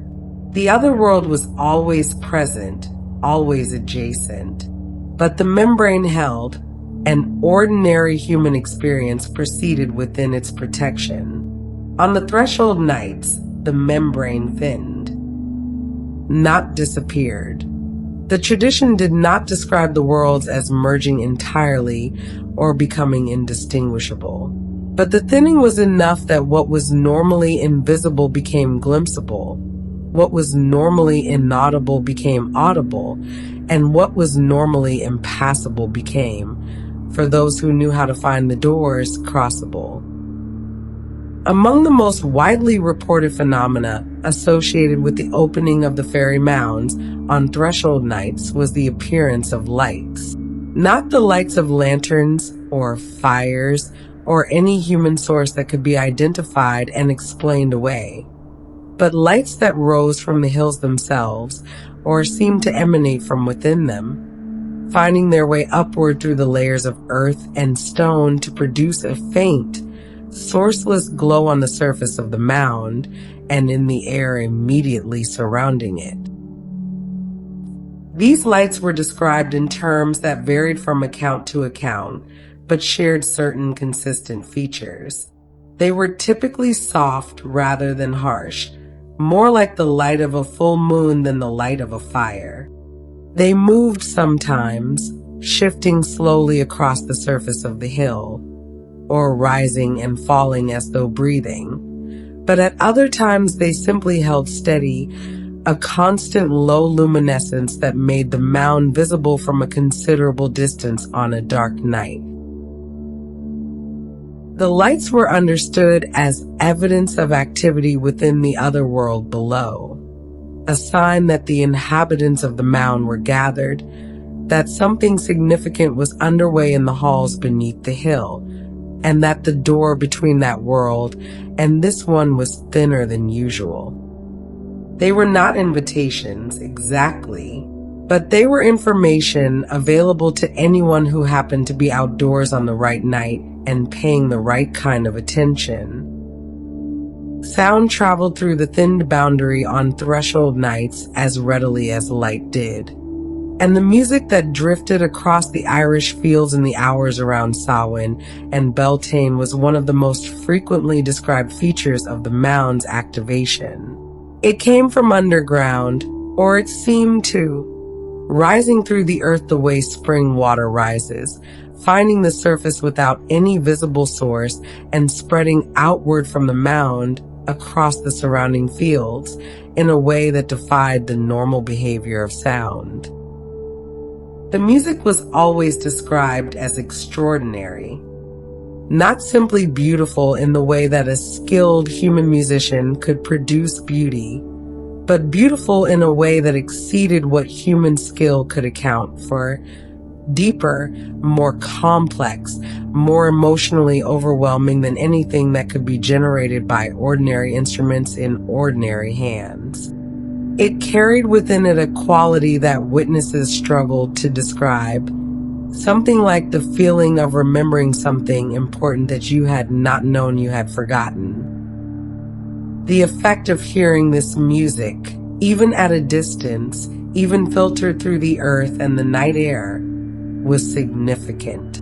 People who reported hearing it described difficulty leaving the spot where they stood, a pull toward the source of the sound, a reluctance to turn away and walk back toward the ordinary world that felt less like compulsion and more like the simple unwillingness to leave something genuinely precious.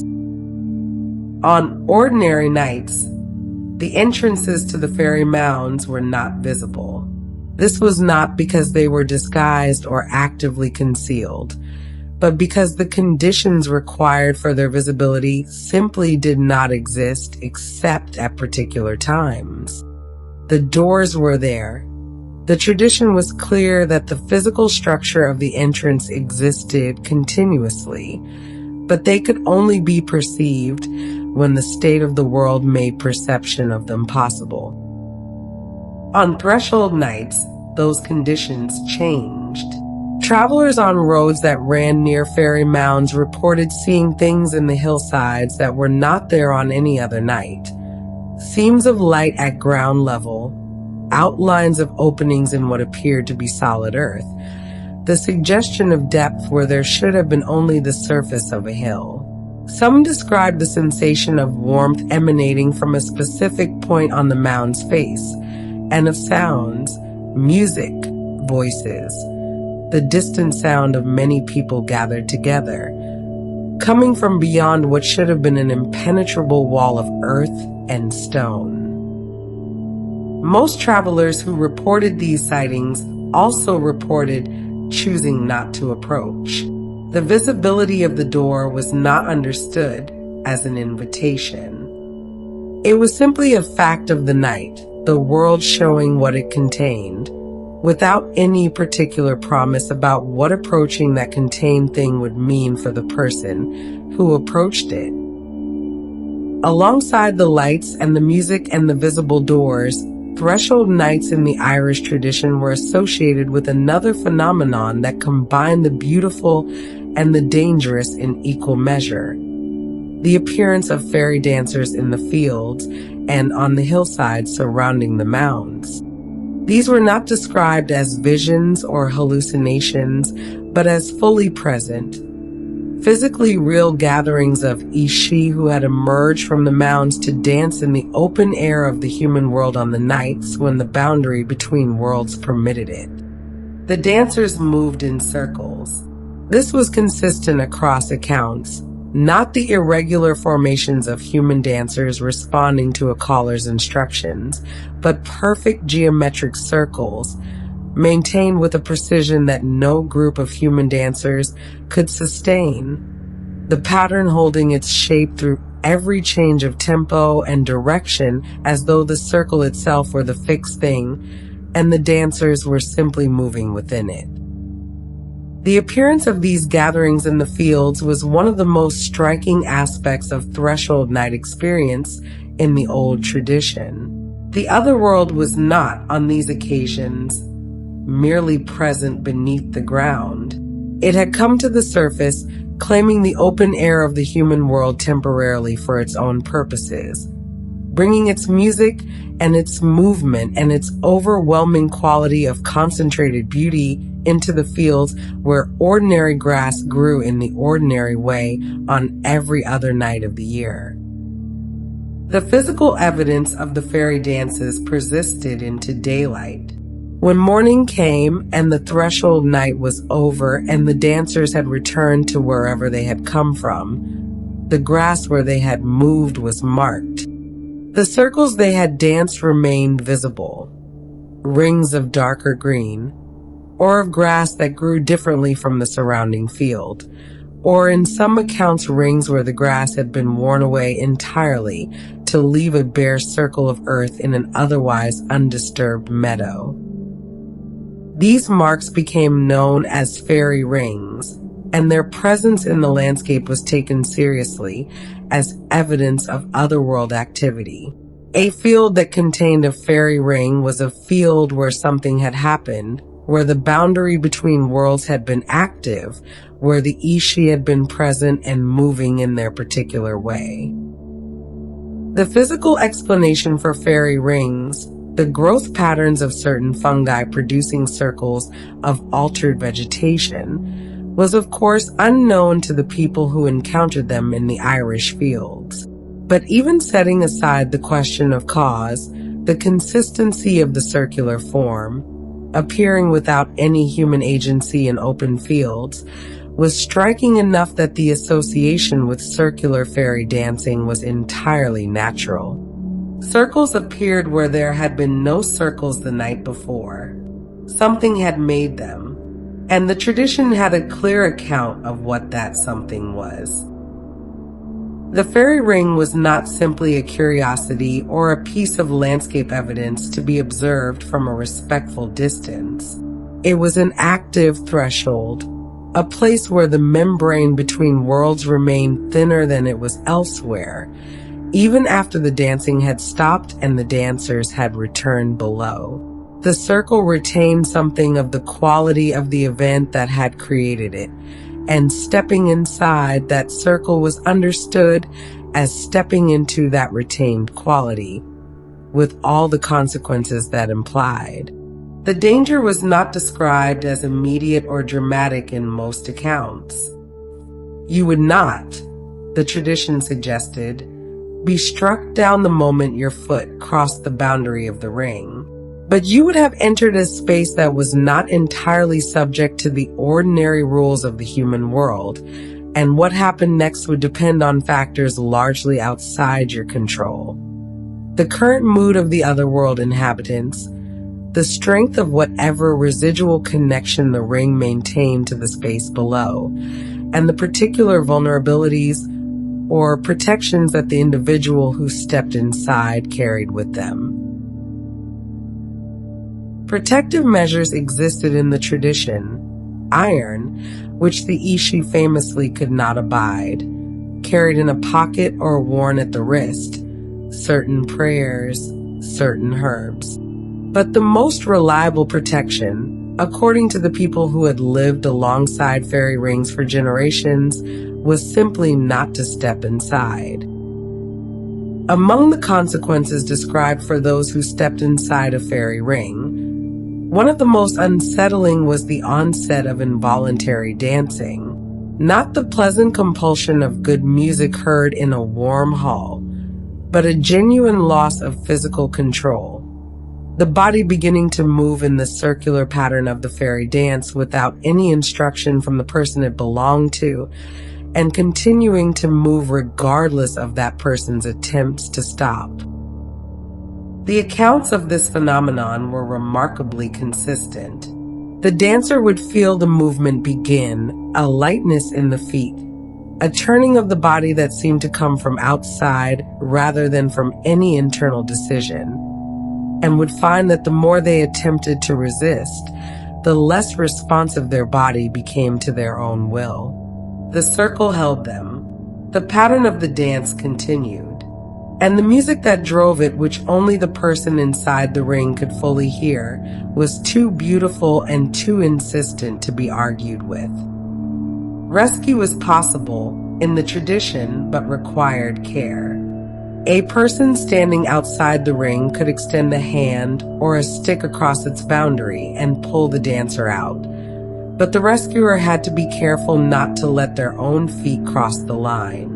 And the rescued dancer would emerge disoriented, often unable to account for the time that had passed, sometimes carrying in their body an ache that lasted for days, as though they had been dancing for far longer than the observable evidence suggested. The dancing was not the worst outcome associated with stepping inside a fairy ring. The worst outcome was simpler and more final. The person stepped inside and was no longer there. Not collapsed, not injured, not confused and stumbling in circles. Simply gone between one moment and the next, as completely as though they had never existed in that field on that night. These disappearances were understood in the tradition as takings. The person had crossed into the other world through the residual opening maintained by the fairy ring, either because the opening had been active at that particular moment, or because the act of stepping inside had itself triggered an opening that would not otherwise have occurred. The families of those who vanished at fairy rings occupied a particular position in the tradition, neither grieving the dead nor simply waiting for the absent. The person was gone but not dead, elsewhere but not unreachable in any absolute sense. The door that had taken them was the same category of door that occasionally returned people, decades or centuries later, unchanged and entirely unaware of how much time had passed on the outside. The waiting was therefore, in principle, reasonable. In practice, it lasted lifetimes. The threshold nights were not only occasions for the Ishi to emerge from their mounds into the human world. They were also, and perhaps primarily, occasions for the great feasts held within the mounds themselves, gatherings of the fairy court at its most complete and most ceremonious, with every member of the otherworld hierarchy present and the halls of the mounds filled with music and light and abundance to a degree that exceeded even their ordinary extraordinary standard. These feasts were understood as the otherworld's own celebration of the threshold moments, its acknowledgement of the seasonal turning, its marking of the moments when the world shifted from one quality of time to another. The Ishi were deeply connected to the rhythms of the Irish year, even from beneath the earth, and the great feasts were their way of honoring those rhythms from their side of the boundary. The feasts on threshold nights were also occasions when the otherworld was most likely to receive human guests, whether invited or stumbled upon, whether welcome additions to the company or unexpected arrivals whose presence created complications for host and visitor alike. The doors were open, the halls were lit, and the table, as always, had room for one more.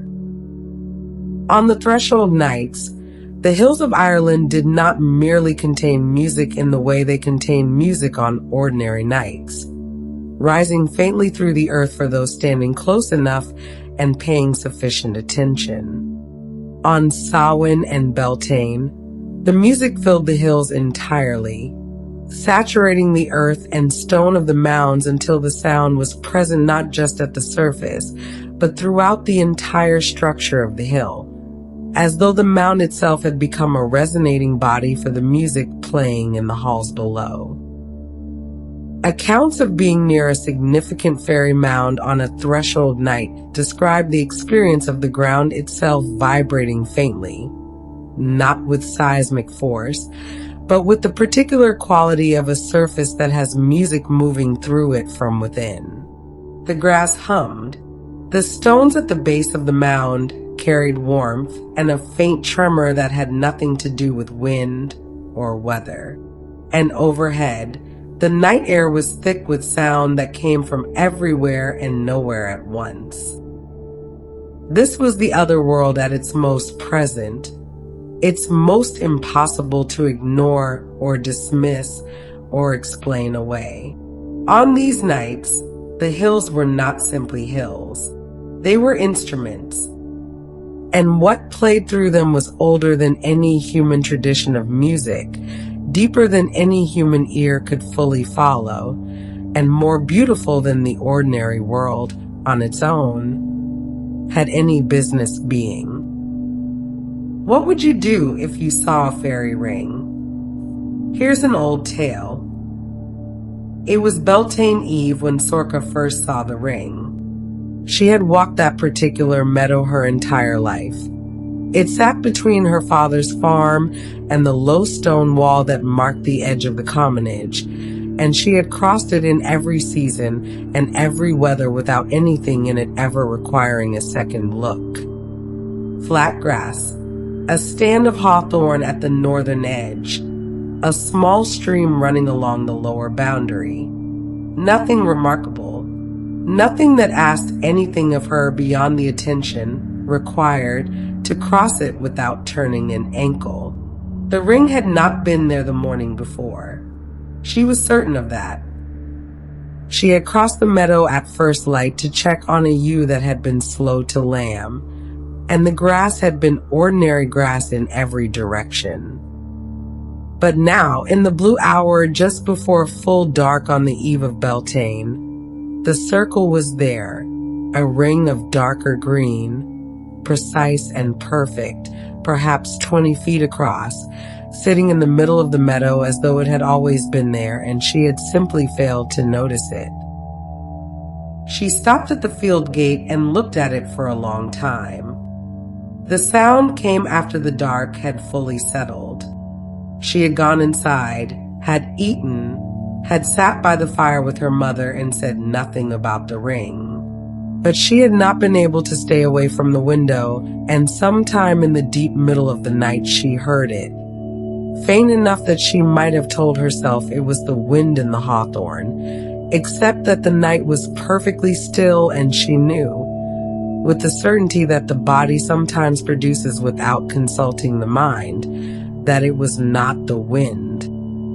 Music, rising from the meadow, from the direction of the ring. She dressed and went out. They were already dancing when she reached the gate. She counted, later, that she had tried to count them, but the number kept shifting as they moved, the circle contracting and expanding in a way that made it impossible to fix a figure. They were tall. They were dressed in something that caught the moonlight the way water catches it, not reflecting it back cleanly, but holding it, diffusing it, glowing faintly from within. And they moved with a precision and a grace that no gathering of human dancers could have sustained, the circle turning and turning without variation, without hesitation, without any of the small imperfections that mark the movement of bodies operating within ordinary physical constraints. Sorka held the top bar of the gate and watched. She did not open the gate. She could not have said afterward why she did not open the gate. Whether it was the old knowledge her grandmother had put into her about rings and threshold nights and the cost of crossing certain lines, or whether it was something more immediate, some quality of the scene in front of her that communicated without words that this was not a thing she had been invited into. She watched instead, and the music moved through her from where she stood, and it was the most beautiful thing she had ever heard. And it asked nothing of her except her stillness. Before the dawn came, they were gone. Not gradually. Not the way a crowd disperses, people drifting away in ones and twos, until the space is empty. One moment the ring was full of movement and music and that sourceless silver light. The next moment the meadow was empty and silent, and the sky to the east had the first gray suggestion of morning in it. Sorka stood at the gate for a while longer. The grass in the circle was darker than the surrounding meadow, pressed down and marked with the pattern of what had moved through it. She went back inside. She did not tell anyone what she had seen. But every Beltane eve after that, without fail, she would go to the field gate after dark and stand quietly and listen. And every year, just at the deepest point of the night, the music would come. She never opened the gate. And the music, for its part, never asked her to.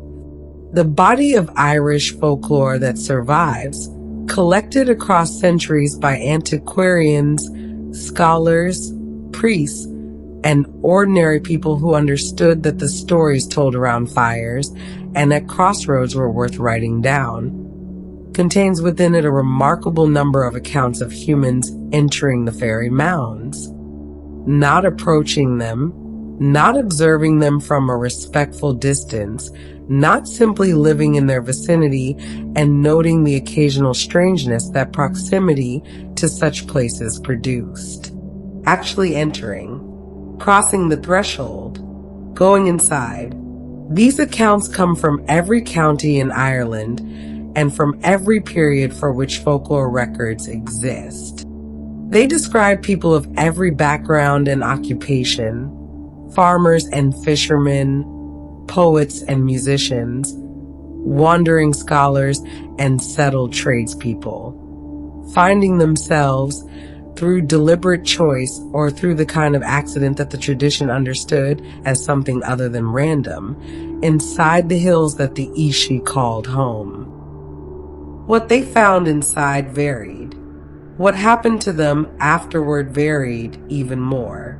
But the consistency with which these encounters appeared across the full breadth of the Irish tradition suggested that this was not a marginal or occasional category of experience.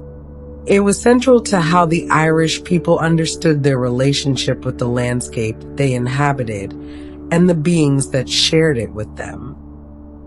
Of all the categories of human visitor described in the accounts of Fairy Mound encounters, musicians appear most frequently as recipients of genuine, deliberate invitations. This was not accidental. The Ishi valued music above almost everything else, and the tradition was clear that a human musician of exceptional ability occupied a special position in the other world's attention, noticed, appreciated, and occasionally sought out in ways that other humans were not.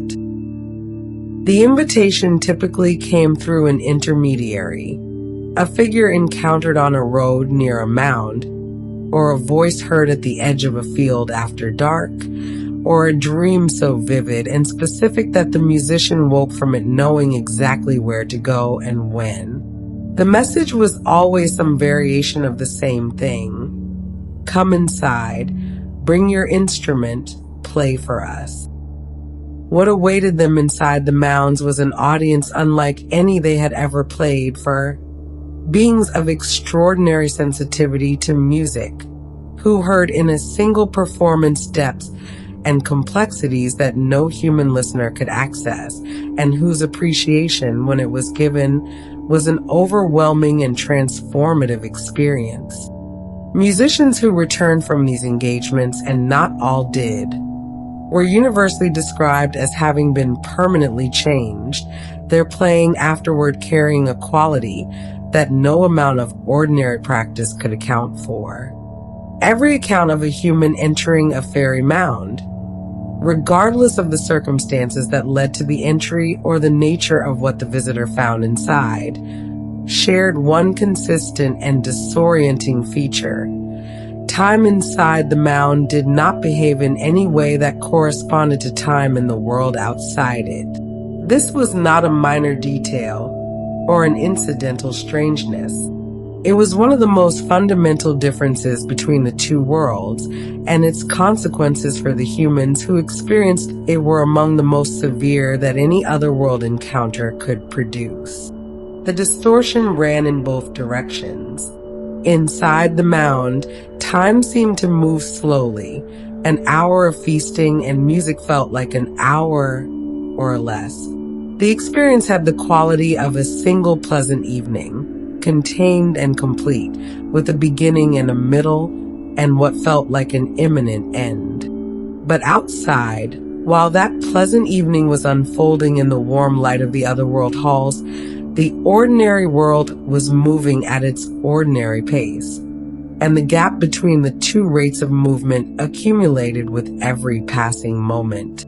A visitor who felt they had spent one night inside might emerge to find a week had passed. One who felt they had spent a week might find a decade waiting for them. And those whose stays extended into what felt like months or years faced a return that was, in practical terms, a kind of death, the world they had known simply gone, replaced by a version of Ireland that remembered them, if at all, as someone from an old story.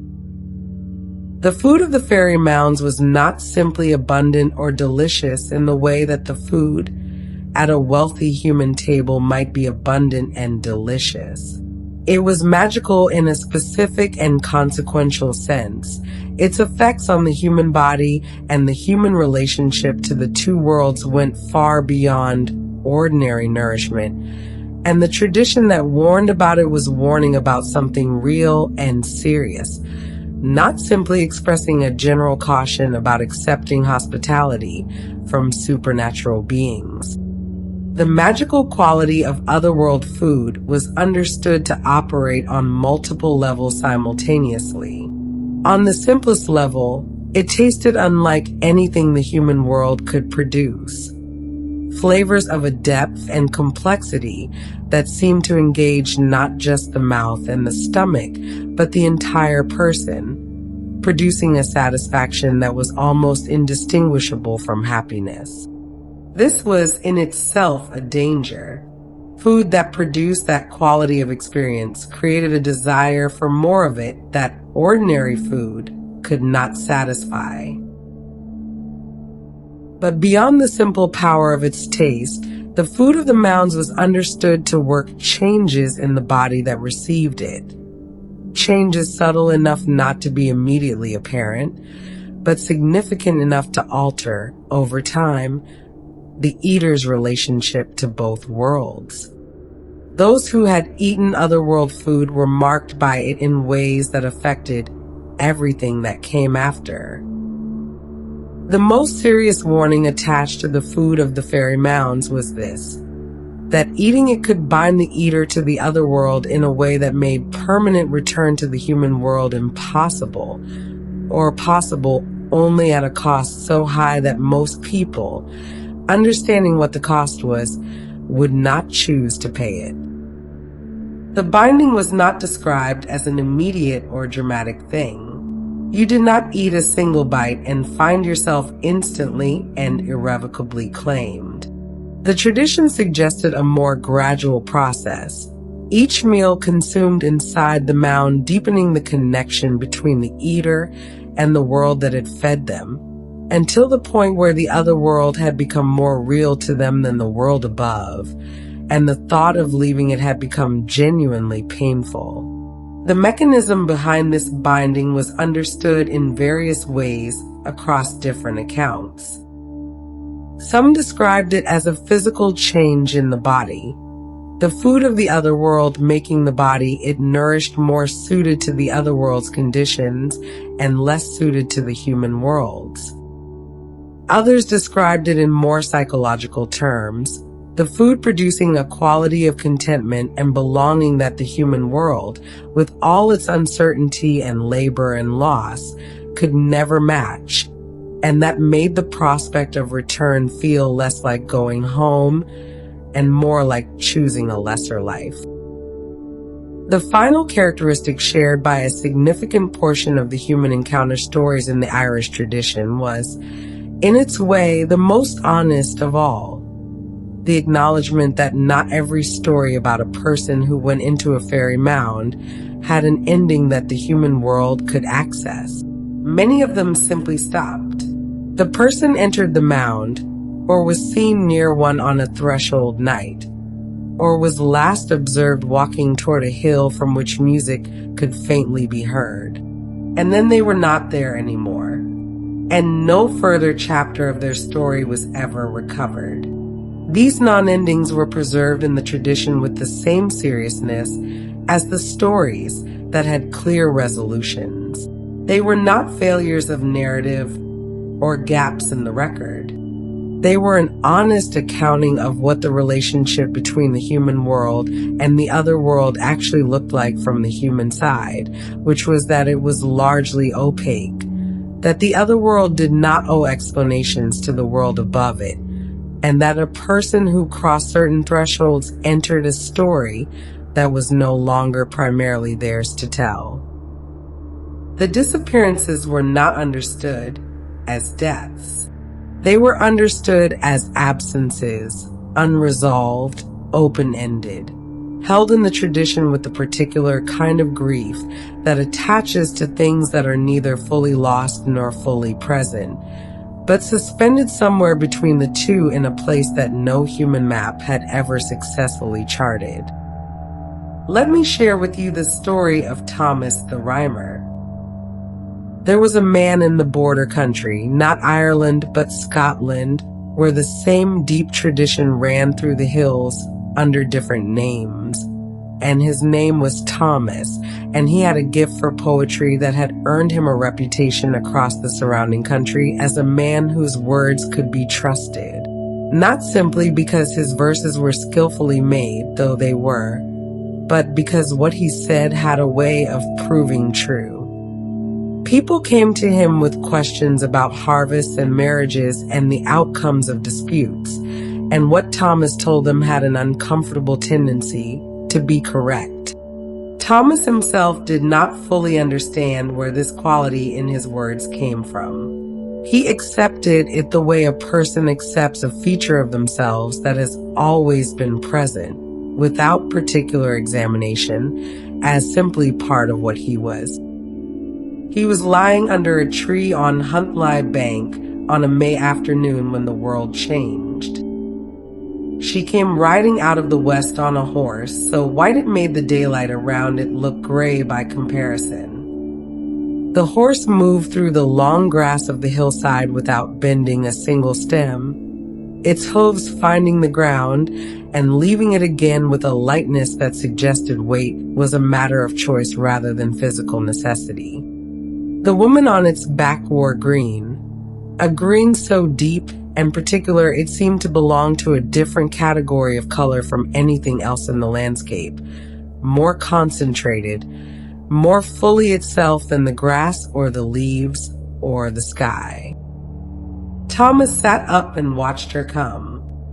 She drew her horse to a stop before him, and she looked at him with eyes that had seen a great deal and found most of it interesting. She told him her name, the Queen of Elfland, and she told him she had come for him specifically, that his reputation had reached her, that she had been curious about him for some time. Thomas, who had always had more courage than sense, told her she was the most beautiful thing he had ever seen. She smiled at that. She told him to get up behind her on the horse, and he did. They rode for what felt like an afternoon, and what turned out to be considerably more than that. The journey passed through territories that Thomas had no names for, a road that ran red through a landscape where no sun was visible, a region of absolute silence where even the horse's movement produced no sound, a crossing through water that rose to the horse's chest and ran cold enough that Thomas could feel it through his boots. Through all of this, the Queen rode without hurrying and without explanation, and Thomas held on and said nothing, understanding in some wordless way that questions were not the appropriate response to this particular journey. Then the landscape changed. The red road gave way to green. The silence dissolved into sound. And ahead of them, across a country of extraordinary beauty, hills of a particular green, air of a particular clarity, light of a particular quality that Thomas could not name but would have recognized anywhere for the rest of his life, lay the castle of the Queen of Elfland. She gave him 3 things before they entered.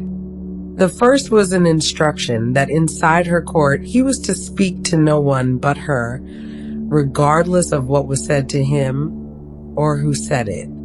A single word to the wrong person at the wrong moment could keep him there beyond any possibility of return, and she told him, not willing for that to happen. Not yet. The second was an apple. She took it from a tree at the edge of the orchard they passed through, and she gave it to him and told him to eat it, and he did. Because there are moments when the only reasonable response to what is happening is to do what you are told. The apple tasted like nothing he could describe afterward, like the distillation of every good thing he had ever eaten, reduced to its essential truth and offered to him without dilution. The third thing she gave him was not a material object. She told him that when he returned to his own world, and he would return, that was settled, his tongue would be changed. He would not be able to speak an untruth. Every word he uttered would be true, and the truth of his words would be known by everyone who heard them. This was the gift. It was also, she noted without particular apology, the price. He stayed for what felt like a few months. Seasons seemed to pass, though they did not pass in any sequence he could follow. He watched and listened and said almost nothing, honoring the instruction she had given him, and what he saw and heard in the halls of the Elfland court settled into him the way deep cold settles into stone, slowly, thoroughly, becoming part of the structure rather than merely resting on the surface. When she brought him back to Huntfly Bank and set him down under the same tree, she told him he had been gone 7 years. He sat with that for a moment. The hill was the same hill. The tree was the same tree. The afternoon light looked approximately the same, though it was a different afternoon in a year he had to be told the number of.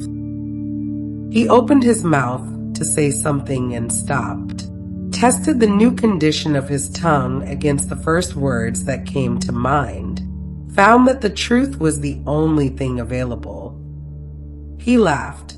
It was not an unhappy laugh.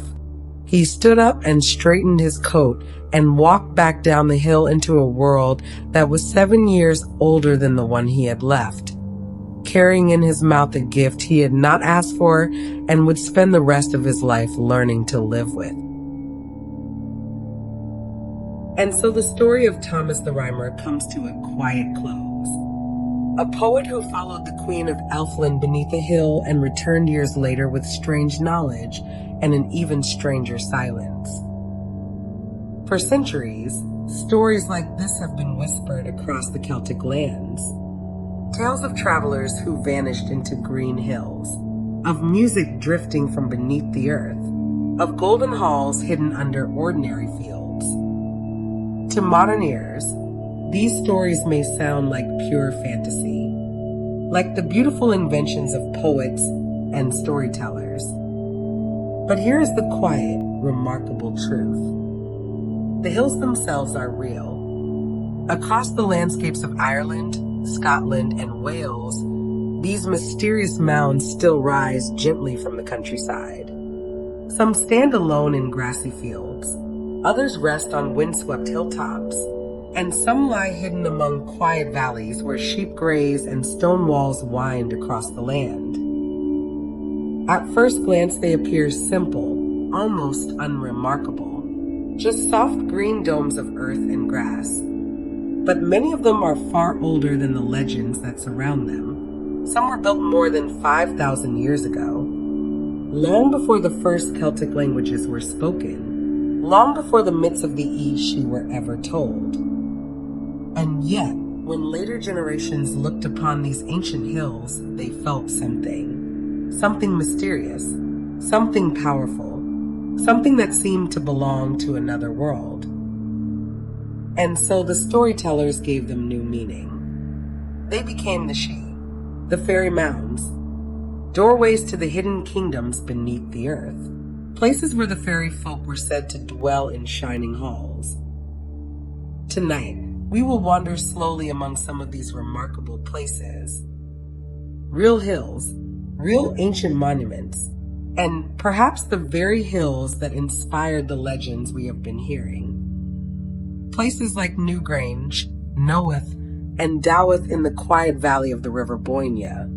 Ancient places where myth and history seem to rest together beneath the same green grass, and where even today many visitors still feel that quiet sense of wonder. The Great Mound at Knoweth is the largest of the Valley Passage tombs, measuring approximately 95 meters in diameter, slightly wider than Bruna Boyne, and it contains not one but two passage tombs, their entrances facing in opposite directions, east and west, in an alignment that is understood as a deliberate orientation toward the rising and setting sun at the equinoxes. Around the Great Mound at Knoweth, a series of smaller satellite mounds accompany the central structure, 18 of them, arranged around the perimeter of the main mound in a configuration that suggests the entire complex was conceived as a single integrated monument rather than a collection of separate constructions. The stone art at Knoweth is among the most extensive of any megalithic site in Europe. The curbstones that ring the base of the mound are decorated with carved designs of extraordinary density and variety. Spirals and lozenges and concentric arcs covering surface after surface in patterns whose full meaning remains a matter of scholarly discussion.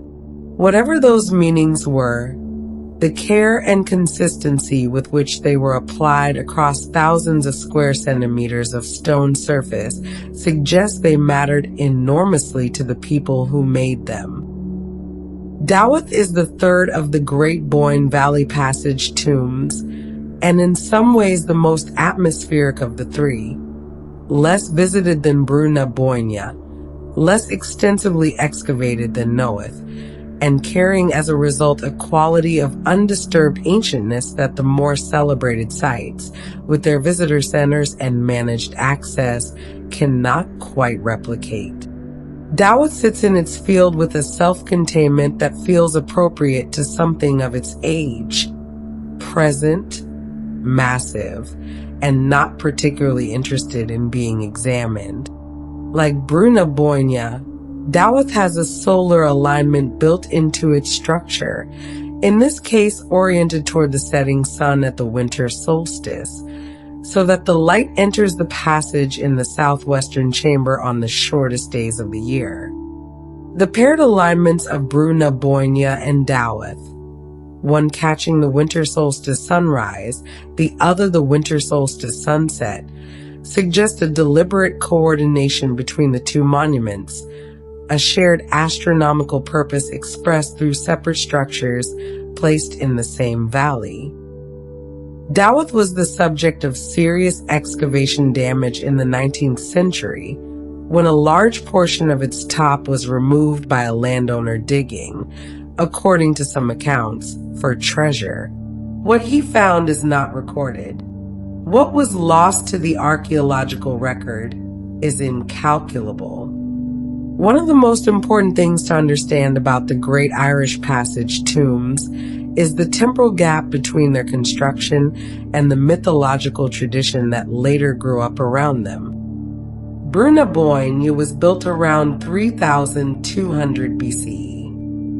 The Celtic mythological tradition that gave the mounds their stories, the Tuatha De Danann, the Dagda, the Ishi, the other world beneath the hills, developed in a form recognizable to us somewhere in the first millennium BCE at the earliest.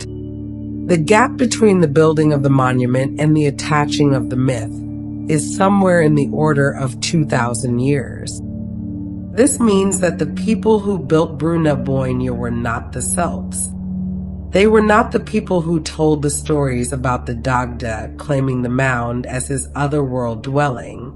They were an entirely different civilization, separated from the Celtic tradition by an interval of time comparable to the interval between the present day and the height of the Roman Empire.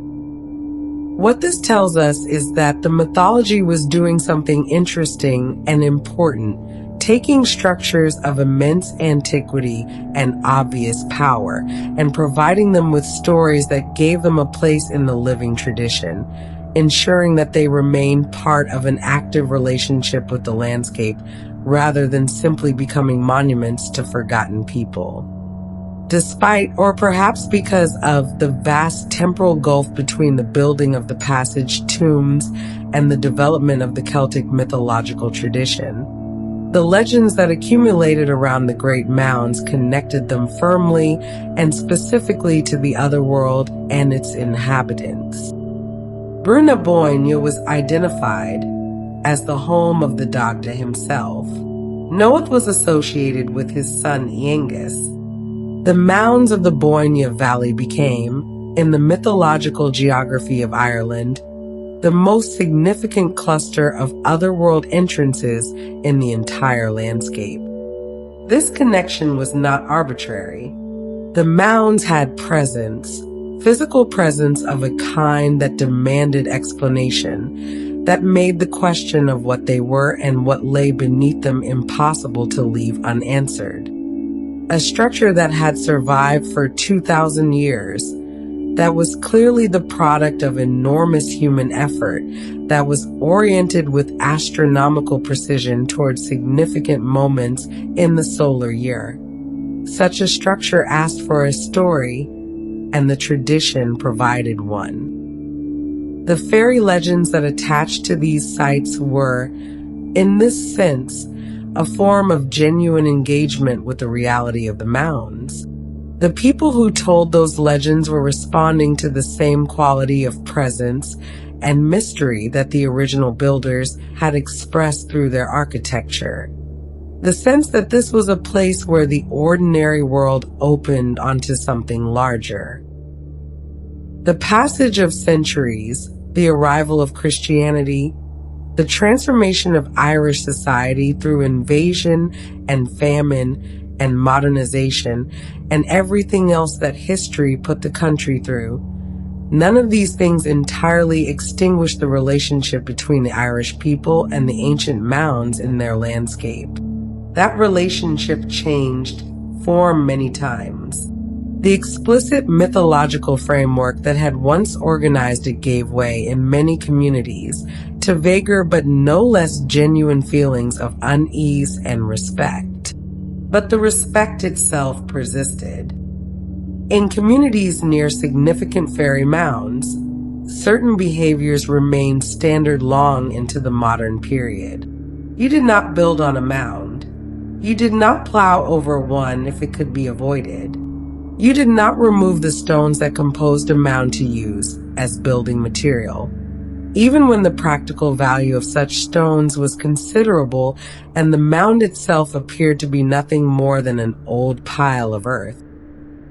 The reasoning behind these behaviors had shifted over time. Some people who observed them could still articulate the old framework, the ishi, the other world, the consequences of disturbing a dwelling that belonged to beings of considerable power. Others simply described a feeling, an unease, a sense that this was not the kind of thing you did, without being able to say exactly where that feeling came from. But the behavior itself remained consistent.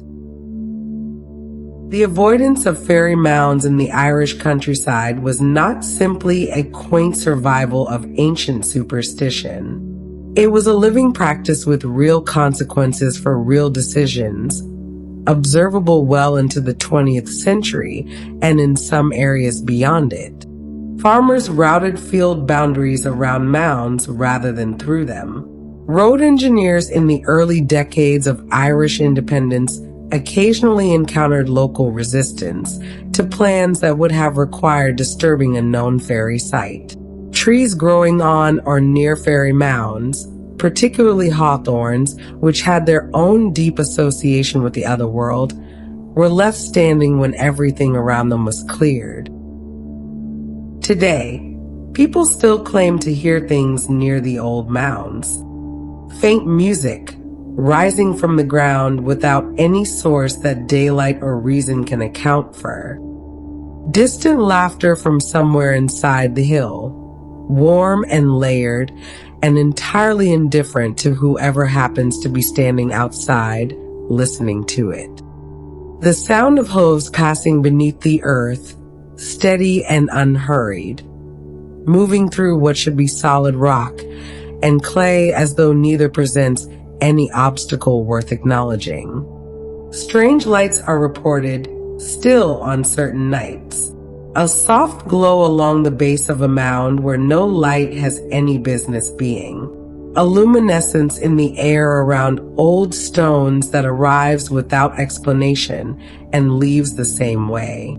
And even when none of these things are present, no sound, no light, no movement, the mounds themselves carry a quality that visitors remark on without always being able to name. A weight to the air, a density of presence, the feeling specific and difficult to dismiss, that the ground beneath the feet is not simply ground, that something ancient lives below it, patient and enduring and entirely unbothered by the passage of centuries. Then they listen more carefully. They look again. The hill is silent. The field is still. The stones are just stones in the fading light. Oh, maybe it is just an overactive imagination. Or is it? Thank you for spending this time with the old stories.